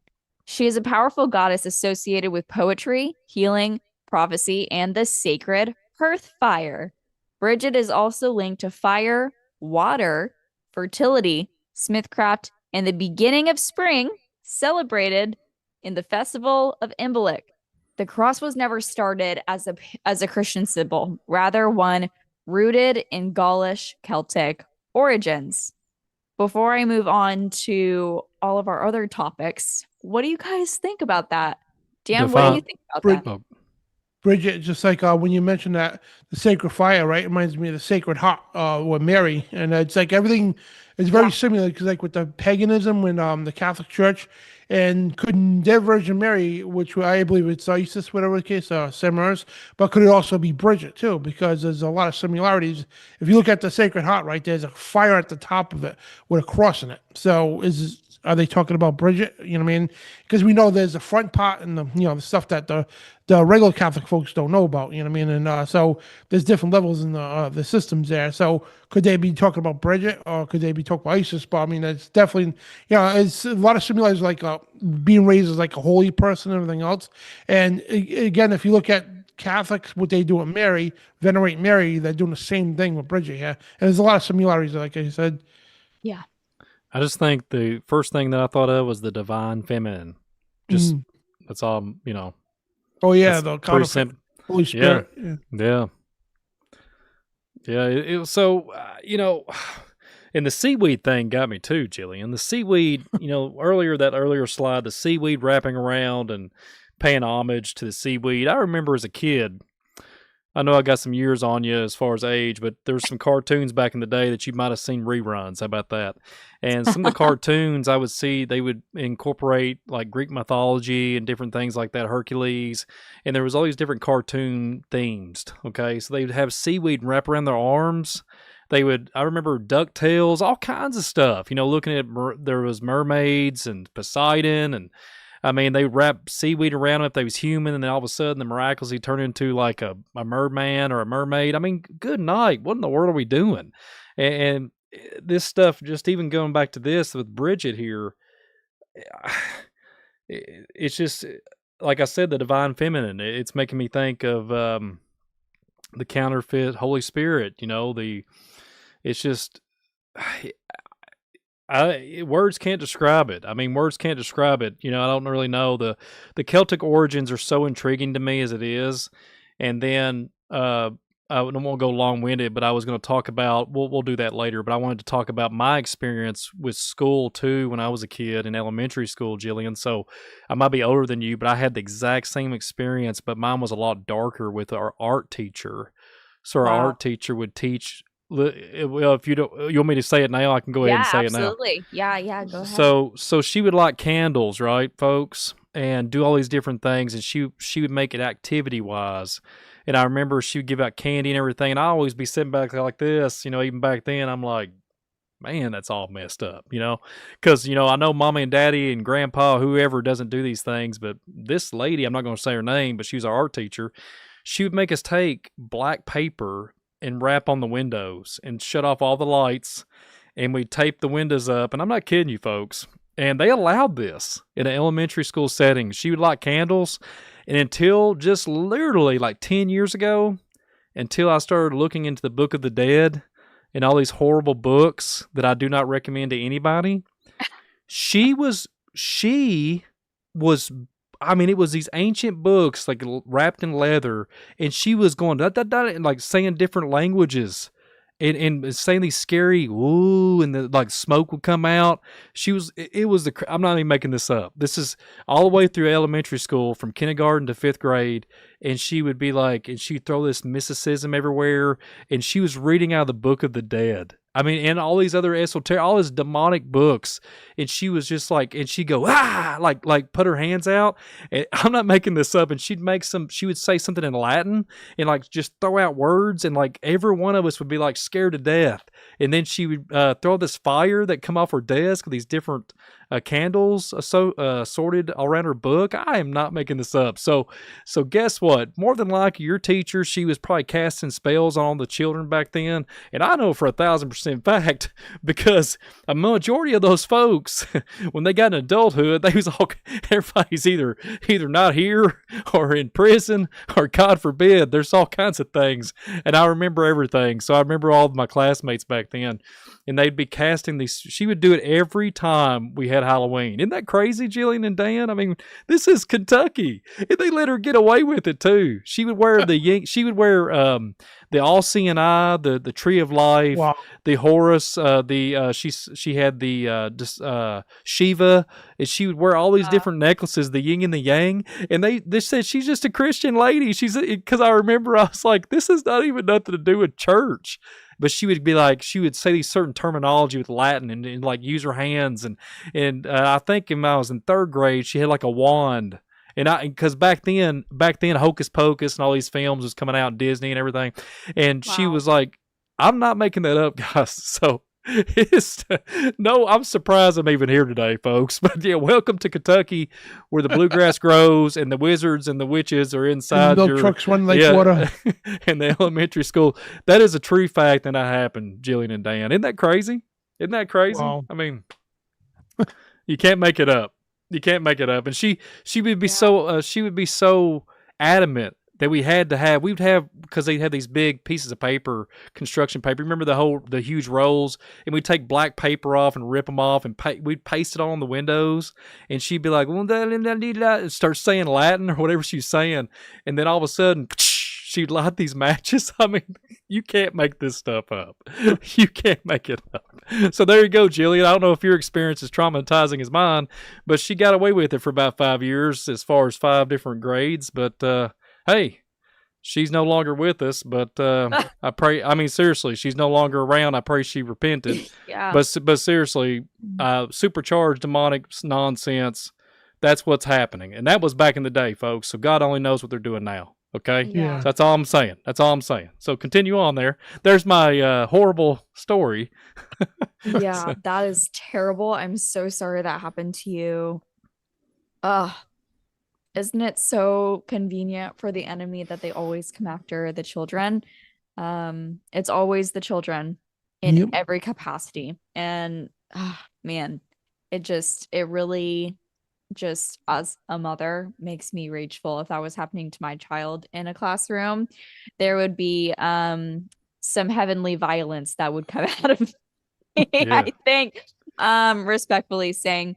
But let's talk about more of this kind of way that the enemy uses children a lot, and that's the technical term mumming and guising, which is also known as dressing up in costume for Halloween.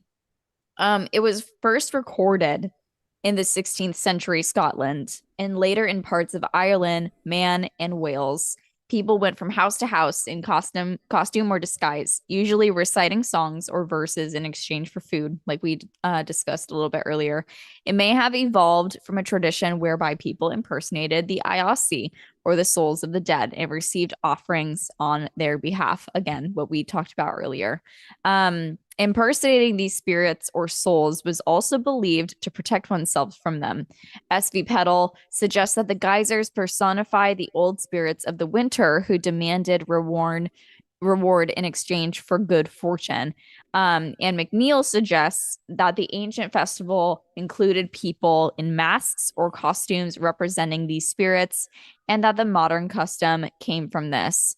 So I want to talk a little bit about sympathetic magic. And sympathetic magic, also known as imitative magic, is a type of magic based on imitation or correspondence. So moving on to slide 12, I have an actual quote here by Sympathetic Magic, Part 1, The Principles of Magic, by the Golden Bough Bartleby in 1922. And it says here, if we analyze the principles of thought on which magic is based, they will probably be found to resolve themselves into two. First, that the product's like or that an effect resembles its cause. And second, that things which have once been in contact with each other continue to act on each other at a distance after the physical contact has been severed. The former principle may be called the law of similarity, the latter, the law of contact or contagion. From the first of these principles, namely the law of similarity, the magician infers that he can produce any effect he desires merely by imitating it. From the second, he infers that whatever he does to a material object will affect equally the person with whom the object was once in contact, whether it formed part of his body or not. What this is literally saying here in the quote is that you can either produce any effect you desire by imitating, or you can do something to a material object that will affect the person whom the object was once in contact with, meaning that you can curse someone by taking something that belonged to them and get whatever desired effect you want. So there's two things that I am thinking here when I'm thinking about sympathetic magic and imitative magic. And that is that, number one, by imitating these spirits, when we dress up as them, we are essentially harnessing these spirits into our bodies. We are invoking said spirit into you. The second is that there are many ways that someone can come into contact with you via object. If you are touching candy, or if you are coming into contact with something, they essentially can curse you just by touching the object and having it, or even by taking your candy. I know that there's a lot of kids who are generous with their candy, and if they see like a candy pot that's empty, they'll replace their candy in there so that other kids can have some. I see that all the time in videos, and I'm like, oh my gosh, this is terrible. But I do find this very telling, because from personal experience, I can say that throughout my life, as far as spiritual attacks, there have been a lot of different things that I dressed up as that I believe also were incorporated into a lot of my lifestyle before Jesus. And this started as a small child, where I would dress up as a black cat. Now, I didn't know this, obviously, as a child, and neither did my parents know this, but in mind control, mind control literally operates with a specific altar called a beta kitten. And a beta kitten essentially is a sex slave. Okay. I struggled my whole life with being not only subjected to pornography when I was a very small child. I was maybe 6 or 7 years old in kindergarten when I was first introduced to it at school for the very first time. Like, we're talking this amount of perverted darkness that a child could be subjected to. And so, parents out there, if your kids go to public school, please, like, I'm so sorry to be this way, but please rip them out of public school immediately. That is just the best advice that I can give to you. If it could spare your child from having the same experience as me back in 2008, it's 2025 now. What do you think kids are being exposed to today? It's a lot easier and accessible than it was back. I don't even know how many years that was, 15 years ago. It's crazy to say the very least, just how times have changed. But for two, I would also dress up as a vampire. I would dress up as a bloodied jailer. And then another one, I resembled kind of like a prostitute. And I don't know why my parents let me go out at 14 looking the way that I did, but these were times before Jesus, and I was extremely lukewarm. And on top of that, I believed that my salvation came from my dad, who was a preacher at that time. But even as a preacher, I wonder how my dad let me go out the way that I was going out. But I digress. That's a topic for a completely different time. But my whole life, I had struggled with this ideology that I was basically meant to just become a prostitute. I was and I was sexually assaulted at 16 years old. So then that completely changed and warped my brain into having unhealthy views of love and relationships with men. There was a lot of really dark things that surrounded. And what's very interesting is every single time Halloween came up, I found extreme comfort in this darkness, because what is very sad to think about, and I want you guys all to think about this, is when I was in those times of darkness in my childhood through my late teens, I found comfort in the darkness because it was a way to express out loud the way that I was feeling inside, how dark I felt inside, and how oppressed I felt at that time. And really it was almost like I was able to be almost a channeling for these spirits, because I hated myself so much for what had happened to me.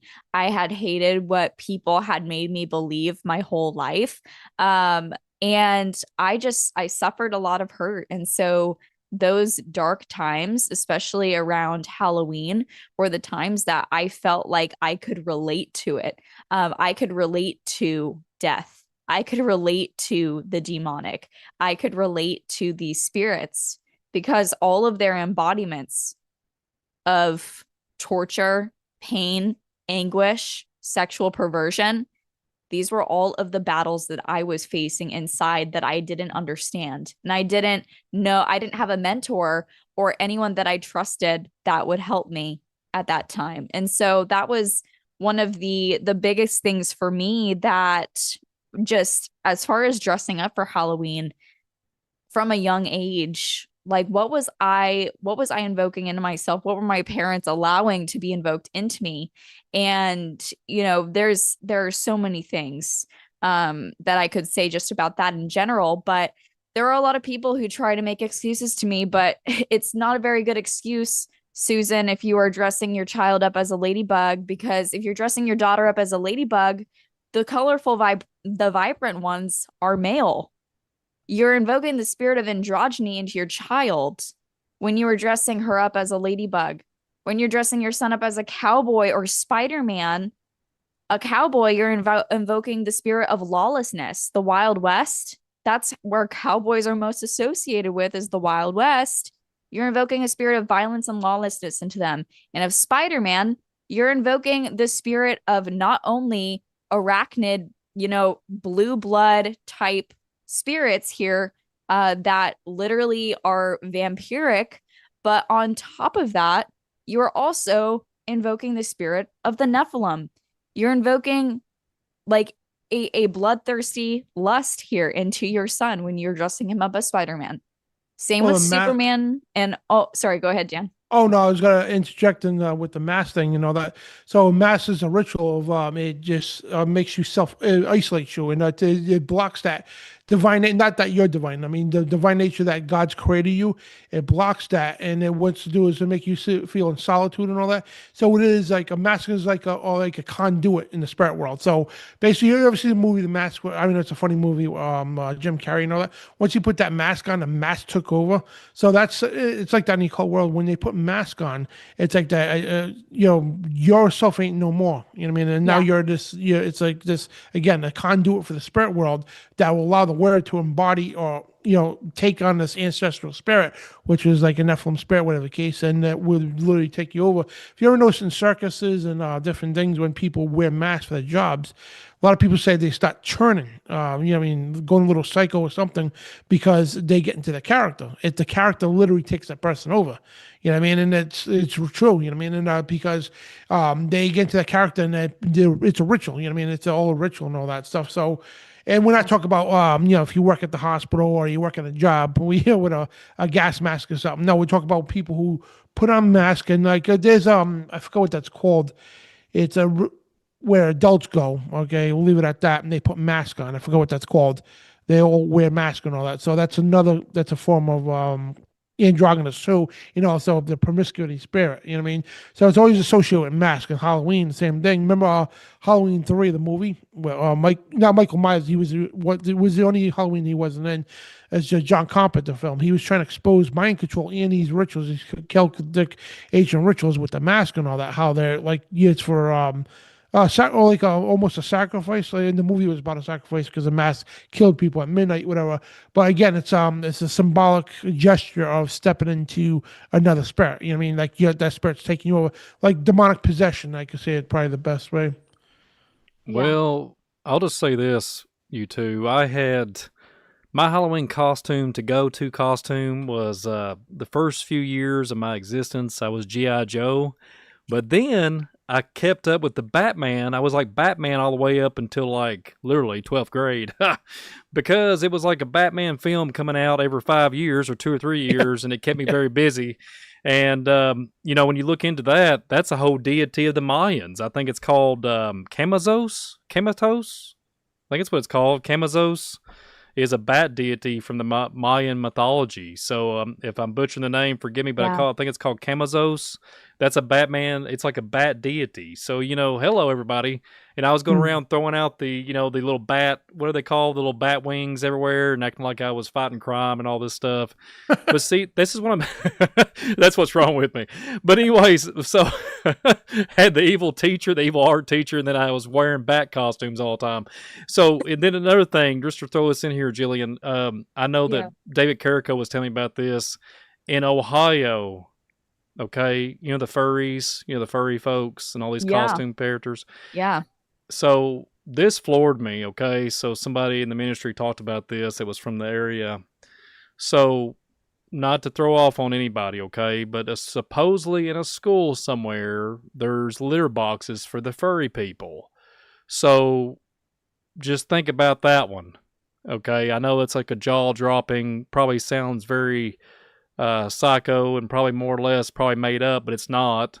It's pretty sad when we accommodate litter boxes. I'm just saying, call it for what it is. That is the same thing we're talking about tonight. Okay, I'm not trying to knock off anybody. I want to be respectful. But if we can't use the toiletries like we're supposed to, or learn how to dig a hole out back, like the back in the day people did, back in my family, my country folk, the poor folk in my family line, they decided to put a porta potty around it, but they still using the same hole from 1820. No way. No joke. But anyway, that's a whole other topic. But the thing is, when we go from in 2024 and 2025, we go back and we revert back to something of a feline. We're going back to the cats. Yeah. We're worshiping the cats and we're using the litter box with the cats. We've lost our way, okay, folks? We've literally legitimately lost our way.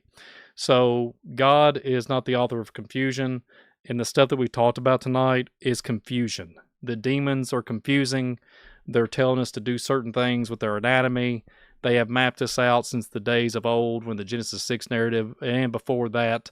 And you have so many things that these things are pulling on our Pinocchio strings, so to speak, and destroying the minds of people. And these demonic powers, principalities, as in Ephesians 6 verse 12, is coming out of the woodwork and clown, Batman, whatever it is. And you're saying, trick or treat, give me something good, whatever it is. And you're saying, don't you love me? And don't you want my attention? And it's all for entertainment, but there's a sinister, dark, demonic side to it, okay? Mhm. And when you see these things as they are, you can't go back and say, well, I'm getting an urge for some Halloween candy tonight. I want to shake with the red. I'm talking about, I'm trying to watch what I say here on this program, but certain ingredients, I want to be up all night. I just love Halloween candy. That kind of reality, okay? I used to do it. That's what I'm trying to tell everybody. And these things have applications to them that messes with us. And people don't really realize it. That you can go down the detergents line and you can find ingredients that are in these mechanisms, that's what I'm going to say, in the same line with the Drano. Okay?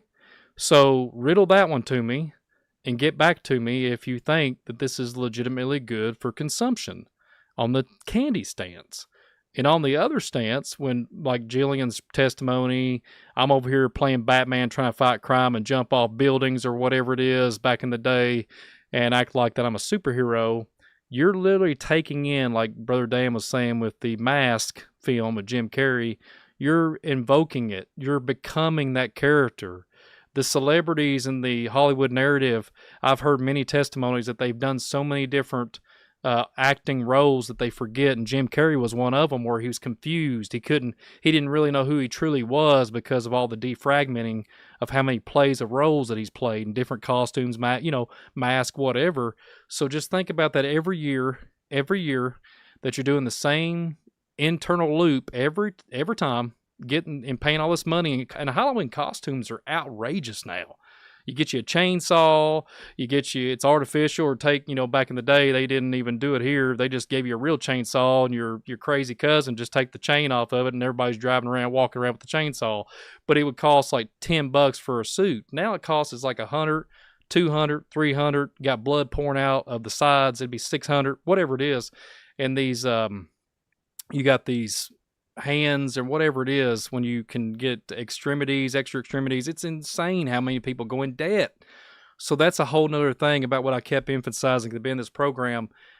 We go in debt. You'll be complaining about you can't pay your mortgage, but the day before, the week before, you'll be buying it up to the hilltops, and every brick and mortar store will be sold out, and you got enough candy that the shocks are breaking in the back of your trunk, and you're trick-or-treating, and you're saying it's for Jesus, and then you turn around, and you're like, I can't pay my mortgage, I can't buy food at the grocery because I bought a bunch of candy, and then you resort and say, well, I guess it's going to be candy, kid. We're going to eat candy for the rest of the 6 months of the year or whatever it is, because the parents can't afford to pay for anything. That's how crazy that it is, and it's a spiritual driven.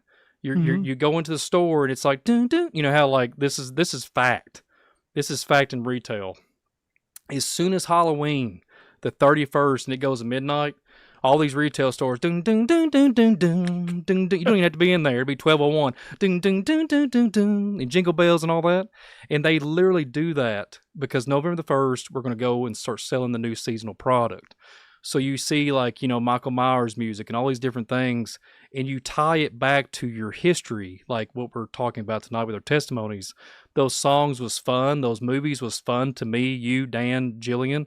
And when you hear it in your memory, you're over there, you got the shopping cart, and you're like, man, I see orange, green, and candy bars, everything, and I'm just buying everything. You don't even know what you're doing. It's like a trance. I've done it, got that t-shirt, don't want to go back and do it anymore. It's legitimately a thing. You're traumatized, you're manipulated, you're under some type of hypnosis, and you don't know what to do, and then you'll be like, I'm poor now, but I've got my furry suit, my zombie suit, my Jetson suit, whatever. Maybe I can afford to do that next year.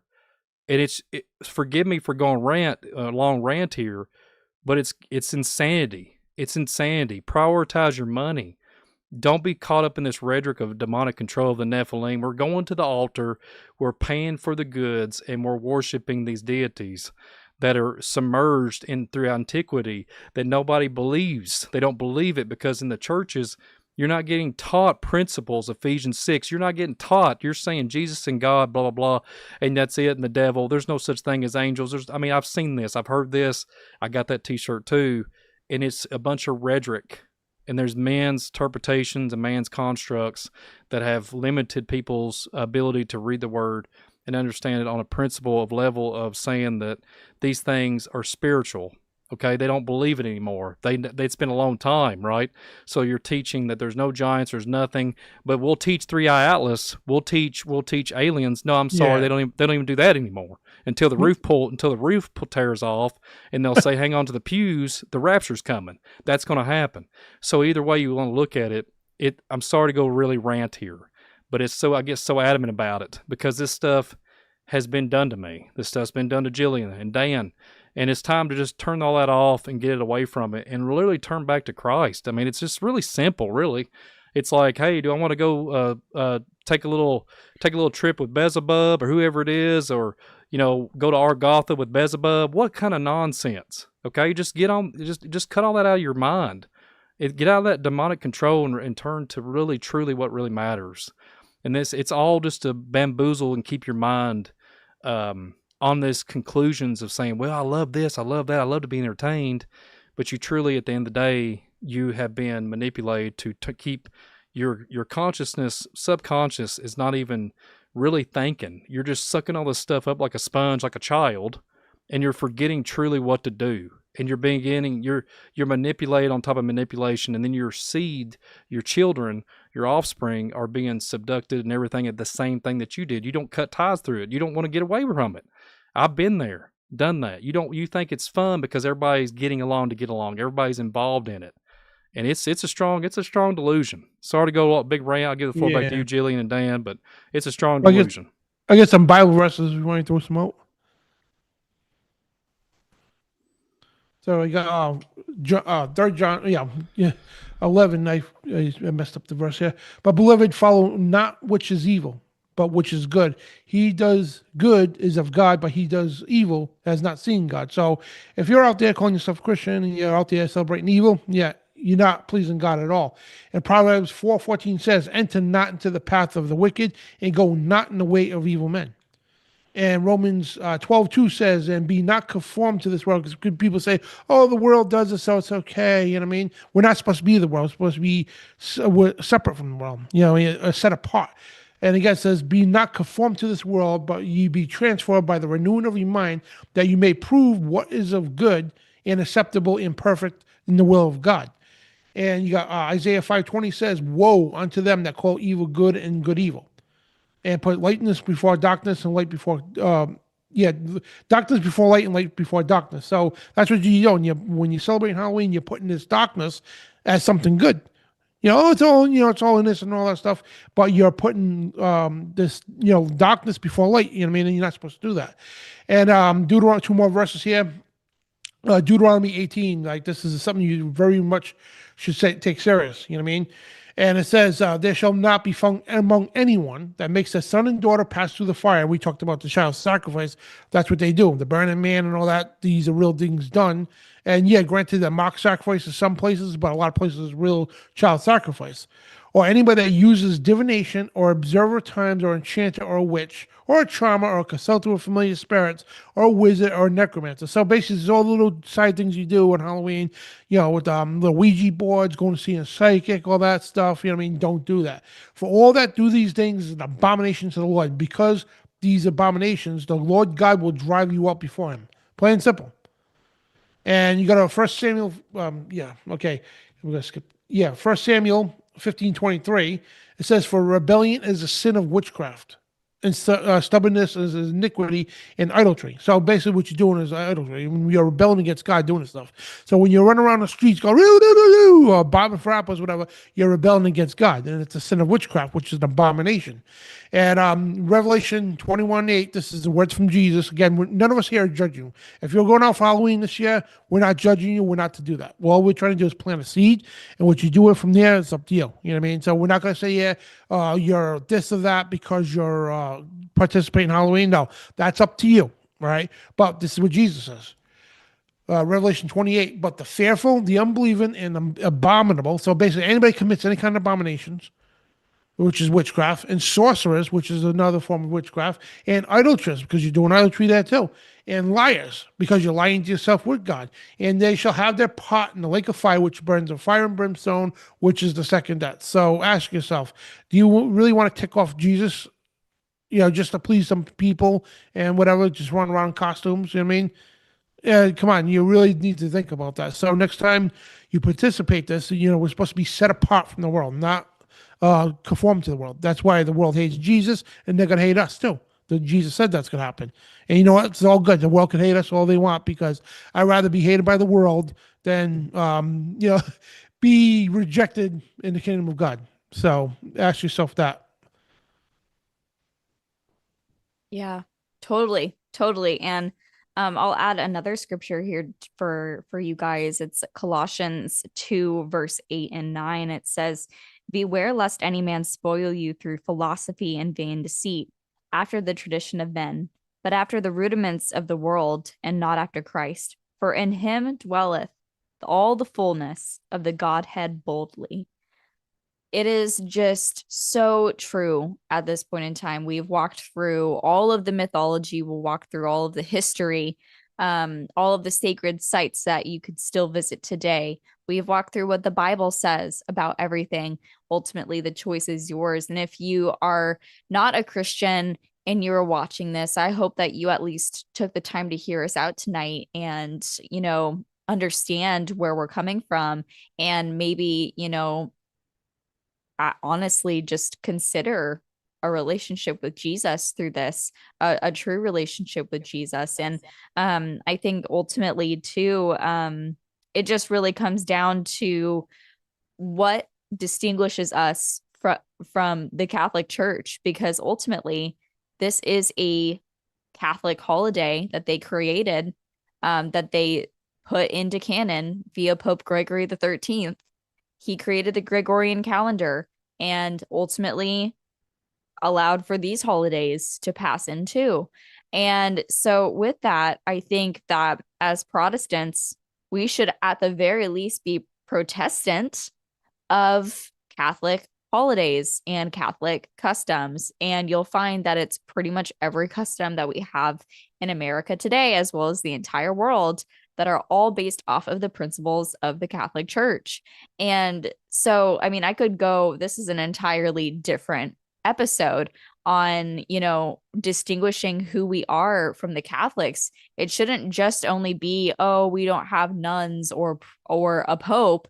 It should be, oh, this is actually a very pagan religion, and we should have absolutely nothing to do with it.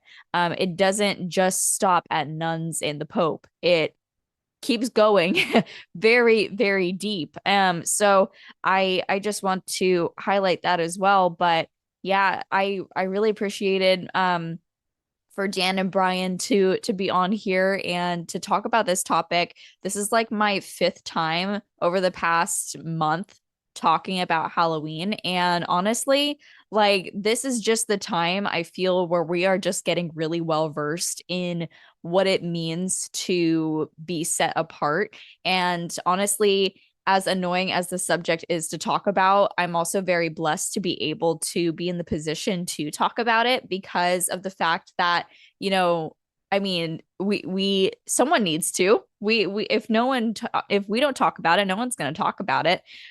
So it's one of those things, and I do appreciate the other Christians who are also coming out against this holiday as well. And I really hope that it starts extending to the other holidays for them as well, because it doesn't just stop at Halloween. We have a whole nother big one coming our way, and that is Christmas, which causes a lot more spiritual warfare than even just Halloween does. And I have over 7 hours of content revolved around how Halloween and Christmas are pretty much the same exact holiday, but it just differs on the season in which you celebrate. So, but yeah, that's kind of just all that I have for this evening. I really thank you guys for coming on and talking with me. And this has been a really good stream.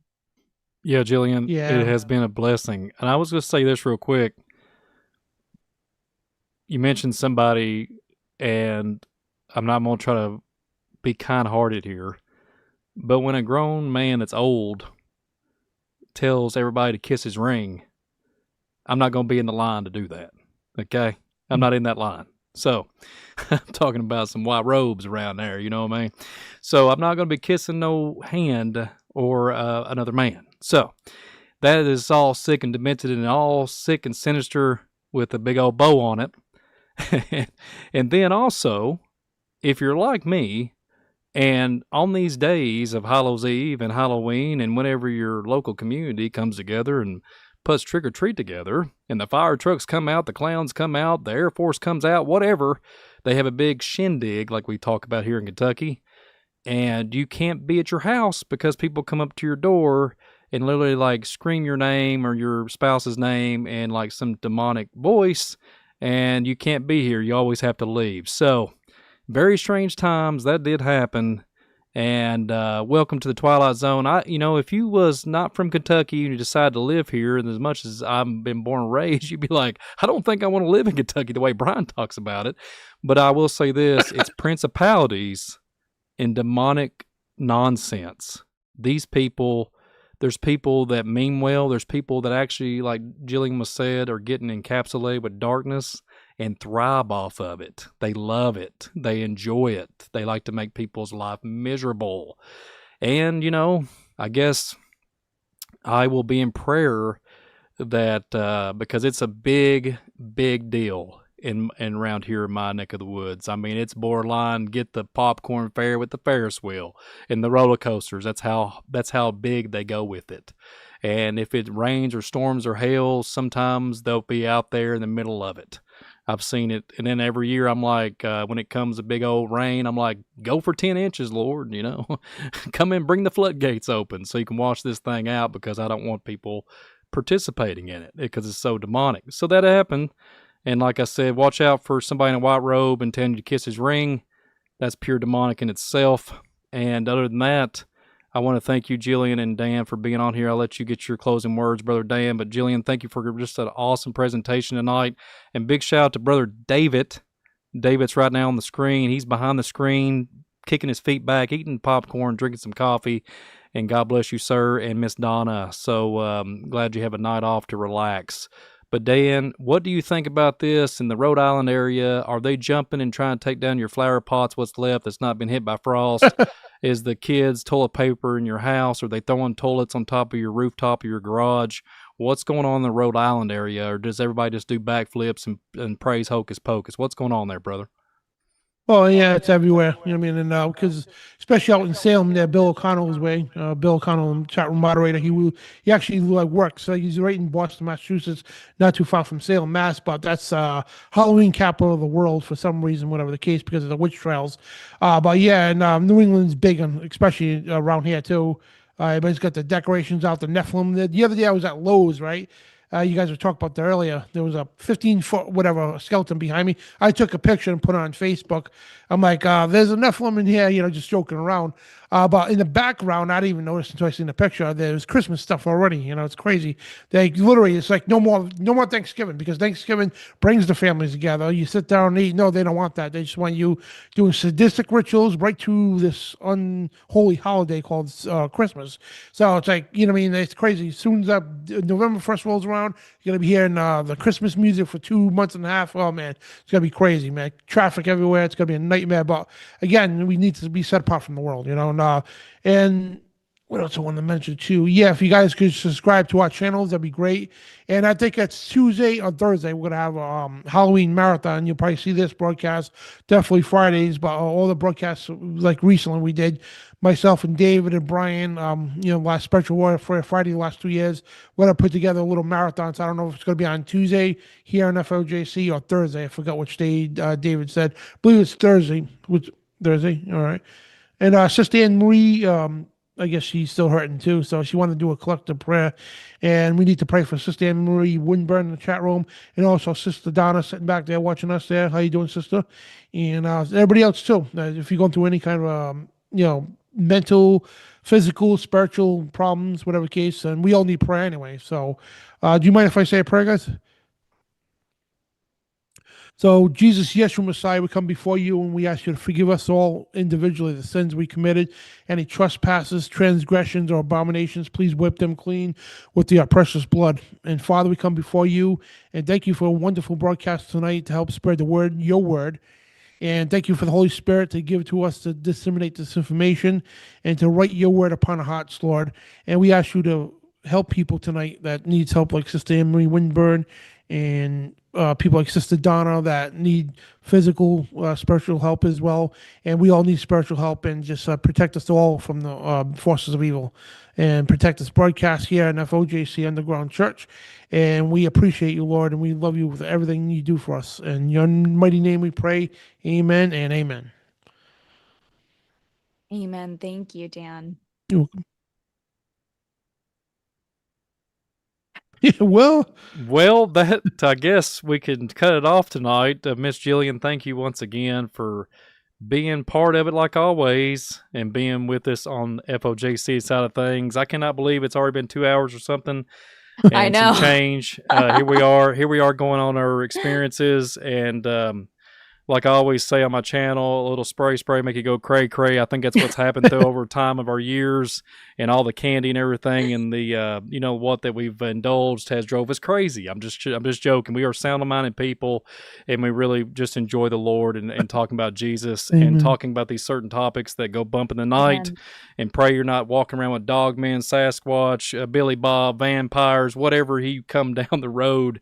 Don't be participating in these pagan holidays, because they're nothing but of the devil. They are literally straight up demonic, satanic nature, and it is a supercharged type of realm that we live in right now when it comes to October. So, like I always say on here, Brother Davis not here, so I never get to do the ending. So I guess we could say keep your head on a swivel and stay away from the Happy Meal, or like I said earlier, maybe a little too much spray, make it go cray. But with that being said, I'll put everybody on the screen together, and I guess we'll salute or do a high five and good night. But don't forget to hit that Carrico crush, tear it up. Don't tear your device up, though. I'm just joking around.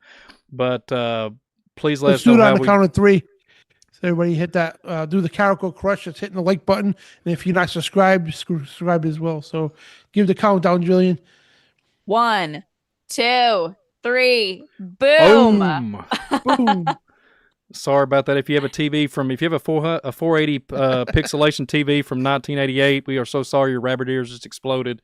But other than that, I hope y'all enjoy the rest of your day, and be blessed. Subscribe to FOJC. Subscribe to Dan Bedoni, Jillian's channel. Visual Disturbance, if you want to, we'd be glad to have you over there. But other than that, I want to thank you all for being part of the panel and everybody in the chat being so kind. There wasn't too many trolls, and God bless you guys, and high five and good night, Carrico Crush, all that good stuff. Y'all be blessed. We'll see you on the next one. Bye, guys.